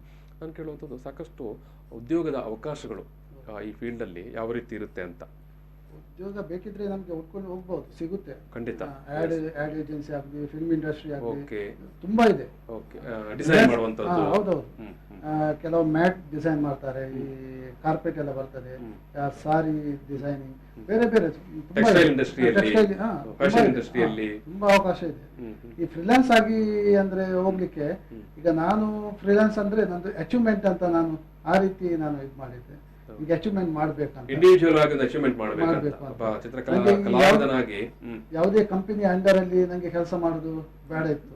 ನಂಗೆ ನಾನು ಏನಾದ್ರೂ ಸಾಧನೆ ಮಾಡಿ ತೋರಿಸ್ಬೇಕು ಅಂತ ನಾನು ಮೊದಲೇ ಅದು ಯೋಚಿಸಿದ್ದೆ. ಸೇರುವಾಗ ಮುಂಚೆ ನಂಗೆ ಏನೋ ಮನಸ್ಸಲ್ಲಿತ್ತು ಮುಂಚೆನೆ. ಸೊ ನಾನು ಅದನ್ನೇ ಕಂಟಿನ್ಯೂ ಮಾಡ್ಬೇಕಂತ ಇದ್ದೆ. ನಂತರ ಅದನ್ನೇ ಫ್ರೀಲಾನ್ಸ್ ಆಗಿ ವರ್ಕ್ ಮಾಡಿದೆ. ಒಂದು ವೃತ್ತದ ತರ ಮಾಡ್ಬೇಕಂತ ತಪಸ್ಸು ಮಾಡಿದಾಗೆ. ತುಂಬಾ ಕಷ್ಟ, ತುಂಬಾ ಕಷ್ಟ. ಪೇಂಟಿಂಗ್ ಮಾಡ್ಲಿಕ್ಕೆ ಸಾಮಾನ್ಯ ಎಷ್ಟು ದಿವಸ ತಗೊಳ್ತೀರಿ ಸರ್? ಅದು ಸೈಜ್, ಪೇಂಟಿಂಗ್ ಸೈಜ್ ಮೇಲೆ ಮತ್ತೆ ಆ ಸಬ್ಜೆಕ್ಟ್ ನಾವು ತಗೊಳ್ಳುವ ಅದರ ಮೇಲೆ ಇರುತ್ತೆ. ಆದ್ರೆ ಕಡಿಮೆ ಅಂದ್ರೂ ಸಹ 10 ರಿಂದ 15 ದಿವಸ ಬೇಕಾಗುತ್ತೆ. ಅದೇ ಸೈಜ್ ದೊಡ್ಡದಿದ್ರೆ ಒಂದು 20 ದಿವಸ ಹಾಗೆ ಬೇಕಾಗ್ತದೆ. ಮತ್ತೆ ನಮ್ಮ ಟೆಕ್ನಿಕ್ ಅದರ ಮೇಲೆ ಯೂಸ್ ಆಗುತ್ತೆ. ಕಲರ್ ಈ ಮಳೆ ಟೈಮಲ್ಲೆಲ್ಲ ನಮಗೆ ಡ್ರೈ ಆಗುದಿಲ್ಲ, ಸೊ ಟೈಮ್ ಜಾಸ್ತಿ ತಗೊಳುತ್ತೆ ಆ ರೀತಿ. ಸೊ ಈಗ ನೀವು ಹೇಳಿದಾಗೆ ನೀವೀಗೊಬ್ಬರು ಫ್ರೀಲ್ಯಾನ್ಸ್ ಆಗಿ ತೊಡಗಿಸಿಕೊಂಡ್ರೆ, ಅದರಲ್ಲಿ ನಿಮಗೆ ನಿಮ್ಮ ಮಾಡಿದ ಪ್ರಾಡಕ್ಟ್ ಅಂದರೆ ಈ ಆರ್ಟ್ ಇದೆಲ್ಲ, ಅದನ್ನು ಮಾರಾಟ ಮಾಡಲಿಕ್ಕೆ ಒಳ್ಳೆ ಬೈಯರ್ಸ್ ಟೈಮ್ಲಿ ಸಿಗ್ತಾರಾ? ಇತ್ತೀಚೆಗೆ ಏನಾದ್ ಆಗಿದೆ ಅಂದ್ರೆ ತುಂಬಾ ಕಷ್ಟ ನಮ್ಗೆ ಈ ಫೀಲ್ಡ್ ಅಲ್ಲಿ. ತುಂಬಾ ಅಂದ್ರೆ ತುಂಬಾ ಕಷ್ಟ ಆಗ್ತಾ ಇದೆ. ಕೊರೋನಾ ಬಂದ ನಂತರ, ಅದಕ್ಕಿಂತ ಮುಂಚೆನೆ ಸಾಧಾರಣ ನೋಟ್ ಬ್ಯಾನ್ ಆದ ನಂತರ ತುಂಬಾ ಕಷ್ಟ ಆಯ್ತು. ಕೆಲವು ಇನ್ವೆಸ್ಟ್ ಮಾಡುವವರು ಇರ್ತಾರೆ, ಪೇಂಟಿಂಗ್ ಮೇಲೆ ಇನ್ವೆಸ್ಟ್ ಮಾಡುವವರು ಇರ್ತಾರೆ. ಈ ಗೋಲ್ಡ್ ಮೇಲೆ ಹೇಗೆ ಇನ್ವೆಸ್ಟ್ ಮಾಡ್ತಾರೆ ಅಥವಾ ಸೈಟ್ ಲ್ಯಾಂಡ್ ಮೇಲೆ ಹೇಗೆ ಇನ್ವೆಸ್ಟ್ ಮಾಡ್ತಾರೆ, ಅದೇ ರೀತಿ ಪೇಂಟಿಂಗ್ ಮೇಲೆ ಸಹ ಇನ್ವೆಸ್ಟ್ ಮಾಡುವ, ಇದು ಸಹ ಒಂದು ಬಿಸ್ನೆಸ್ ತರಾನೇ ಇತ್ತು. ಇವಾಗ ಇದನ್ನು ಜನ ಇನ್ವೆಸ್ಟ್ ಮಾಡ್ಲಿಕ್ಕೆ ಕಡಿಮೆ ಆಯ್ತು. ಈಗ ಸಂಪೂರ್ಣ ನಿಂತು ಹೋಗುವ ಅಂತ ಸ್ಥಿತಿಗೆ ಬಂದಿದೆ. ಮತ್ತೆ ಇಂಡಿಯಾದಲ್ಲಿ ಸಹ ತುಂಬಾ ಗ್ಯಾಲರೀಸ್ ಮುಚ್ಚಿದೆ ಇದರಿಂದ. ಸೊ ನಮ್ಗೆ ಕಷ್ಟ, ಇದು ಆಗ್ಬಾರ್ದಿತ್ತು. ಈಗ ಇನ್ನು ಸಹ ಈ ಕರೋನಾ ಬಂದು ಇನ್ನು ಸಹ ತುಂಬಾ ಕಷ್ಟ ಆಯ್ತು. ಹೌದೌದು. ನಿಮ್ಗೆ ಇಲ್ಲಿ ಎಕ್ಸಿಬಿಷನ್ ಮಾಡ್ಲಿಕ್ಕೆ ಆಗುದಿಲ್ಲ. ಕಲಾವಿದರಿಗೆ ಎಕ್ಸಿಬಿಷನ್ ತುಂಬಾ ಇಂಪಾರ್ಟೆಂಟ್ ಅಲ್ವಾ? ನಿಮ್ಮ ಇಡೀ ಸ್ಪೇಸ್ ಅದೇ ಅಲ್ವಾ? ಜನರು ಪೇಂಟಿಂಗ್ ತಗೊಂಡ್ರೇನೆ ನಾವು ಸಹ ಬದುಕ್ತೇವೆ. ಈಗ ಅವರ ಹತ್ರ ಸಹ ಹಣ ಇಲ್ಲ ಅಂದ್ರೆ ನಮ್ಗೆ ನಾವು ಸಹ ಏನ್ ಮಾಡುದು? ಈಗ ನಮ್ಮ ಹತ್ರ ಪೇಂಟಿಂಗ್ ಮಾಡಬಹುದು, ನಮ್ಮ ಹತ್ರ ಐಡಿಯಾಸ್ ತುಂಬಾ ಇದೆ, ಆದ್ರೆ ನಮ್ಗೆ ಸಹ ಹಣ ಇಲ್ಲ, ನಾವು ಒಟ್ಟಿಗೆ ಇಲ್ಲ ಅಂದ್ರೆ ಅದು ಕಷ್ಟನೇ. ಸೊ ಇದಕ್ಕೆ ಏನಾದ್ರು ಆಗ್ಬೇಕು, ಏನಾದ್ರು ನಮ್ದು ಗವರ್ಮೆಂಟ್ ಕೂಡ ಏನಾದ್ರು ಮಾಡ್ಬೇಕು ಅಲ್ಲ ಆರ್ಟಿಸ್ಟ್ ಅವರಿಗೆ. ಈಗ ಫಾರಿನ್ ಕಂಟ್ರಿಯಲ್ಲಿ ಅಂತೆ ಈ ಇದಕ್ಕಂತಲೇ ಒಂದು ಫಂಡ್ ಅಂತ ಇರ್ತಾರೆ. ಅಂತ ಫಂಡ್ ನಮ್ಮ ಕರ್ನಾಟಕದಲ್ಲಿ ಅಥವಾ ಇಂಡಿಯಾದಲ್ಲಿ ಅಂತ ಒಂದು ಫಂಡ್ ಕ್ರಿಯೇಟ್ ಮಾಡಬೇಕು ಇಂಥ ಕಷ್ಟ ಸಮಯದಲ್ಲಿ ಆರ್ಟಿಸ್ಟ್ ಅವರಿಗೆ ಸಿಗುವಾಗ. ನಮ್ಮಲ್ಲಿ ಕೂಡ ಪ್ರತಿ ರಾಜ್ಯ ಸರ್ಕಾರದಲ್ಲಿ ಅಲ್ಲ, ಮತ್ತೆ ಕೇಂದ್ರ ಸರ್ಕಾರದಲ್ಲಿ ಕೂಡ, ಈಗ ರಾಜ್ಯ ಸರ್ಕಾರಕ್ಕೆ ಬರುವಾಗ ಸಂಸ್ಕೃತಿ ಇಲಾಖೆ ಅಂತ ಇರುತ್ತೆ. ಮತ್ತೆ ನೀವು ಹೇಳಿದ್ರಿ, ಈಗ ನಿಮ್ಗೆ ಲಲಿತ ಕಲಾ ಅಕಾಡೆಮಿ ಅವರು ಪುರಸ್ಕಾರ ಕೊಟ್ಟದ್ದು ಹೇಳಿದ್ರಿ. ಈ ಲಲಿತ ಕಲಾ ಅಕಾಡೆಮಿ ಅವರು, ಸಂಸ್ಕೃತಿ ಇಲಾಖೆಯವರು ಸ್ವಲ್ಪ ಪರ್ಟಿಕ್ಯುಲರ್ಲಿ ಇಂತಹ ಚಿತ್ರಕಲಾವಿದರನ್ನು ಎನ್ಕರೇಜ್ ಮಾಡ್ಲಿಕ್ಕೆ ಏನಾದ್ರು ಮಾಡುವಂತ ಅವಶ್ಯಕತೆಗಳು ಇರ್ತದೆ ಅಂತ ನೀವು ಹೇಳ್ತೀವಿ.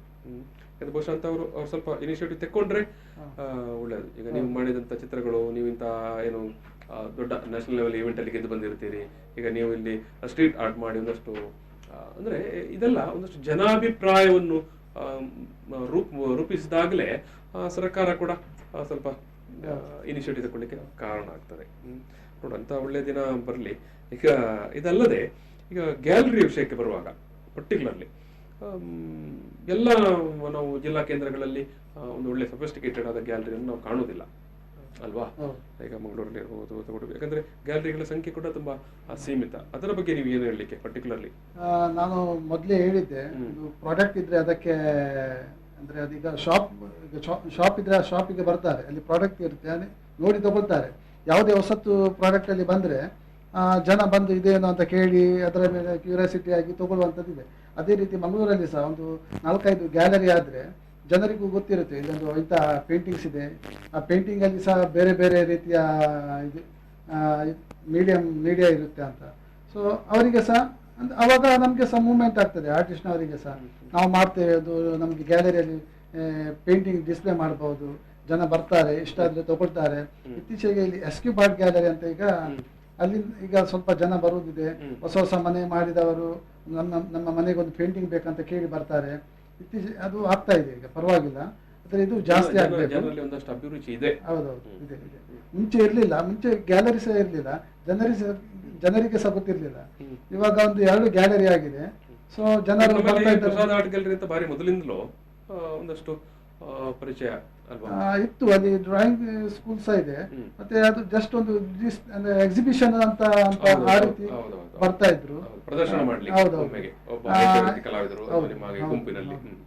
ಈ ರೀತಿ ಒಂದು ಪೇಂಟಿಂಗ್ ತಗೊಳ್ಳುವಂತದ್ದು ಏನೋ ಐಡಿಯಾಸ್ ಹೇಳುವಂಥದ್ದು ಒಂದು ಸರ್ಕಾರದ ವತಿಯಿಂದಲೇ ಒಂದು ಗ್ಯಾಲರಿ ಇದ್ದರೆ ಮಂಗಳೂರಲ್ಲಿ ಒಂದು ಆಗ್ಬೇಕಂತ ಲಾಸ್ಟ್ ಟೈಮ್ ತುಂಬಾ ಇದಕ್ಕಿಂತ ನಾವು ತುಂಬಾ ಪ್ರಯತ್ನ ಪಟ್ಟಿದ್ವಿ.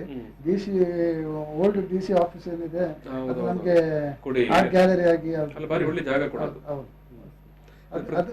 ಅದರ ಬಗ್ಗೆ ತುಂಬಾ ನಾವು ಇದು ಮಾಡಿದ್ದೇವೆ, ಪ್ರಯತ್ನ ಮಾಡಿದ್ದೇವೆ. ಆದ್ರೆ ಪ್ರೊಸೆಸ್ ಅಲ್ಲಿ ಇತ್ತು, ಇವಾಗ ಏನಾಗಿದೆ ಅಂತ ಗೊತ್ತಿಲ್ಲ. ಕೇಂದ್ರ ಸರ್ಕಾರದಿಂದಲೇ ಅದು ಅನುಮತಿ ಸಿಕ್ಕಿತ್ತ ಅಂತ ಅದಕ್ಕೆ. ಈಗ ನಮ್ಮ ಜನಪ್ರತಿನಿಧಿಗಳು ಜನರು ಸ್ವಲ್ಪ ವಿಚಾರದಲ್ಲಿ ಆಲೋಚನೆ ಮಾಡಿದ್ರೆ ಒಳ್ಳೇದು. ಯಾಕಂದ್ರೆ ಅನುರಾಧ ಹೇಳುವ ಹಾಗೆ ಈಗ ಮಂಗಳೂರಿನ ಮುಖ್ಯವಾಗಿ ಜಿಲ್ಲಾಧಿಕಾರಿ ಕಚೇರಿಯ ಏನು ಆವರಣದಲ್ಲಿರುವಂತಹ ಹಳೆಯ ತಾಲೂಕು ಆಫೀಸ್ ಇದ್ದಂತ ಬಿಲ್ಡಿಂಗ್, ಬ್ರಿಟಿಷರ ಕಾಲದ ಬಿಲ್ಡಿಂಗ್, ಅದು ನೋಡ್ಲಿಕ್ಕೂ ತುಂಬಾ ಚಂದ ಇದೆ. ಅದನ್ನು ಖಾಲಿ ಬಿಡುವುದಕ್ಕಿಂತ ಅಲ್ಲೊಂದು ಆರ್ಟ್ ಗ್ಯಾಲರಿ ಮಾಡಿದ್ರೆ ಒಳ್ಳೇದು ಅಂತ. ಅದು ಟೋಟಲ್ ಆಗಿ ಮ್ಯೂಸಿಯಂ ಸಹ ಇರಬೇಕು, ಎಲ್ಲ ರೀತಿಯ ಒಂದು ಆರ್ಟ್ಗೆ ಸಂಬಂಧಪಟ್ಟಂತ ಎಲ್ಲ ಇರ್ಬೇಕಂತ ಒಂದು ಪ್ಲಾನ್ ಮಾಡಿ.